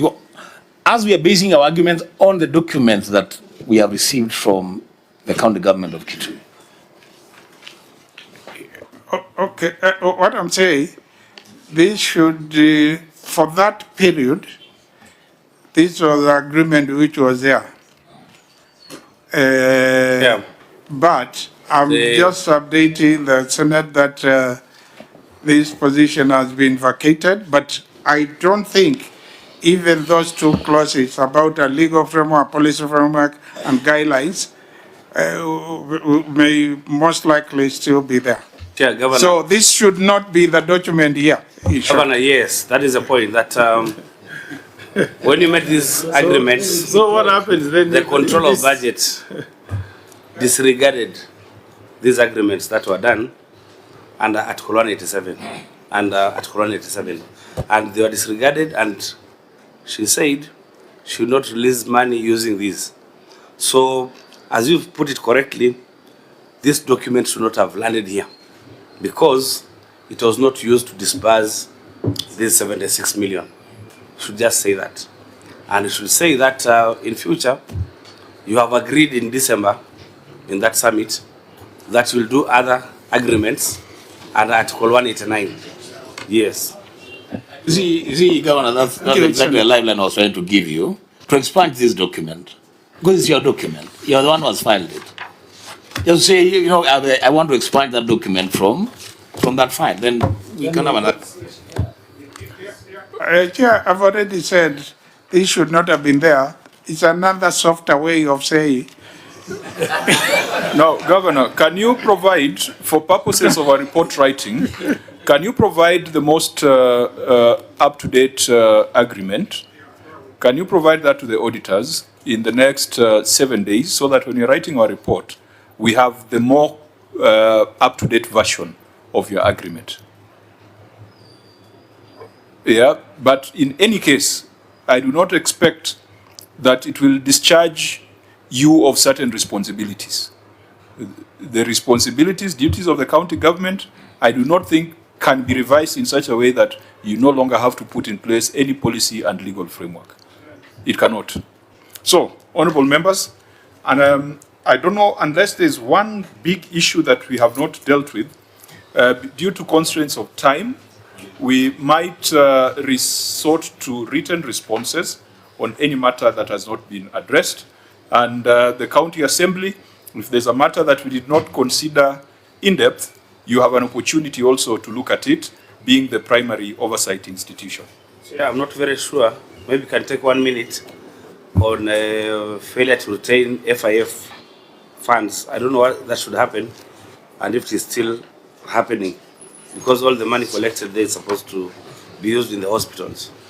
Just that, maybe that one. Okay, yeah. Failure to retain? We do that, and I will request CEO for Medical Services to talk to the matter, but we do. Any money is collected from any hospital is retained there. So please direct explanation. CEO? Because I know your written responses are here, but this is just for emphasis. Thank you, Chair. Yes, FIF is now operational in Kitui County. We implemented it on 15th May 2025. So our facilities are retaining the money and they're using it at source. No, there's, you are saying, the Auditor General here is flagging an inconsistency in what ought to go to the hospitals. I think that's what you need to explain. Okay. Chair, at the time of audit, the Kitui County had not implemented facilities improvement financing. Therefore, all money collected by our public health facilities would go to CRF. We used to get our funding from the county treasury. That, however, changed on 15th of May 2025 when we implemented the Facilities Improvement Financing Act of 2023.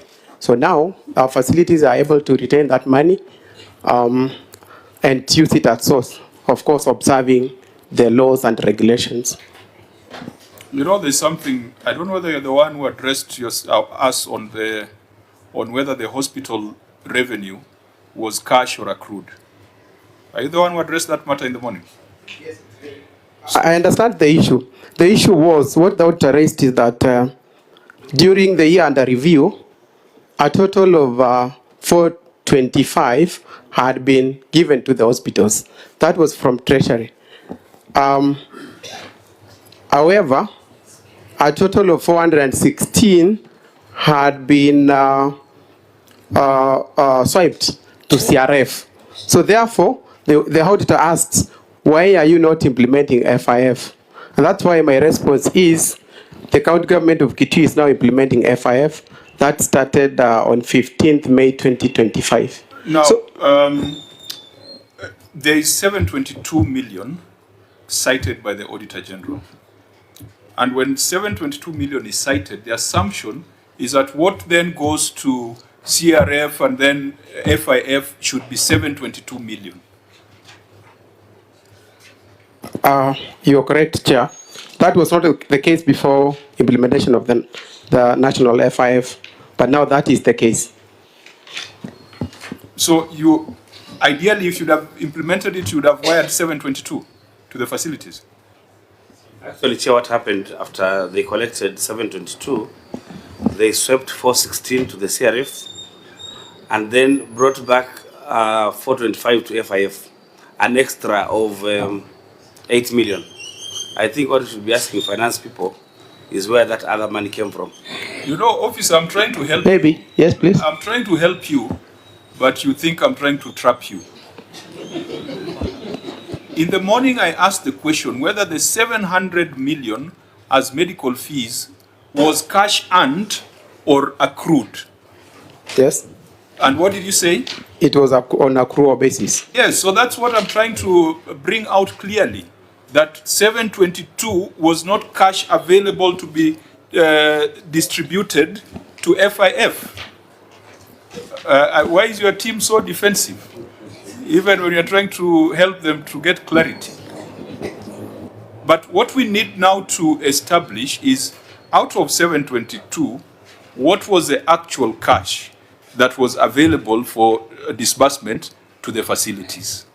Was it 416 or 425? 425. Auditor General? Thank you, Chair. In real sense, the swiping of the cash to CRF, it's not supposed to be there. The hospitals are supposed to retain the funds that they collect. So that is the issue here. Thank you. No, I think the question is slightly technical, that you've accrued your revenue at 700, but you've realized only 425. What should the Senate be demanding should be utilized by the hospitals? Is it the accrued revenue or the actual revenue? Actual revenue. Actual revenue. Yes. Fine. So, honorable members, will take the written responses. And now that we are on accrual, some of these things will keep coming up. And I think we understand the challenges you go through. When you come here, not every question is a trap. Maybe some questions are meant to help improve systems. Any other business? Unless there is any other business, I will ask the governor to make his closing remarks, and we'll donate our time to Senator Wambua to make closing remarks on our behalf. Let's start with the governor. Chair, I want to take this opportunity to thank you and the members of the Senate and the other institutions which are represented here, including the Auditor General Office officers for the engagement and we have had and the advice which you've given us. It is improvement. You can see in the case of hospitals, we are reporting complete, operationalized, while previously it was different. So we take your advice seriously. And when we go back, even before we hear the advisory from you, we'll go through what we've been requested by the Senate to do to improve service delivery in Kitui. Thank you very much. Very well. Senator Wambua, on our behalf, closing remarks. Thank you, Chair. Through you, I also want to take this opportunity to thank the governor and the team from the county government of Kitui, including members of the county assembly, for their time and cooperation. Governor, one thing I must say about particularly your involvement with the Senate is that you have tried to be very consistent. Every time that the Senate has asked you to come, in most cases, you would find time to come and confront the issues. And I think that is the spirit that we want. We have seen, and I'm not going to be mentioning names, but we have seen governors who are in office today who have problems appearing before our Senate committees, and that can only complicate things for themselves and the counties that they lead. This is not a place for people to come and fight. It's a place for work to be done. It's an exchange of ideas. By the time you are leaving a Senate committee, you are wiser. By the time we are leaving here, even ourselves, because there is always a difference between theory and practice. theory and where the rubber really meets the road. So when we have these engagements, both parties benefit. Specifically, Governor and your team on the matter of sand harvesting. And you know this is a matter that is at the heart of every person in Kitui County. Let us all do what we have to do. Really, do what we have to do, because unfortunately, our county seems to be turning into a desert in our time when we are watching. There are things we can do, there are things we can never allow to continue happening in that county in respect of that sand harvesting. Forget the revenues that we realize from the sand. Let's also be concerned about the conservation and the environment now and into the future. I thank you, Chair. Thank you, Senator Wambua. I pray and hope that in a few years, you'll be sitting where the governor is sitting. I also pray and hope that when you are sitting there, I will not be sitting here, because I will be on the opposition, on the government side, on the government side in the Senate. I've been in opposition for far too long. Correct. So Chair, from your mouth to God's ears. Yes. Chair, on a lighter note, is the governor supporting Wambua for governor? It is at that point that the meeting was adjourned. This meeting is adjourned. We shall take a very short break, about 3 minutes, to allow the delegation from Kitui to exit and for the other delegation to come in. So the meeting is adjourned. We wish you a safe journey home.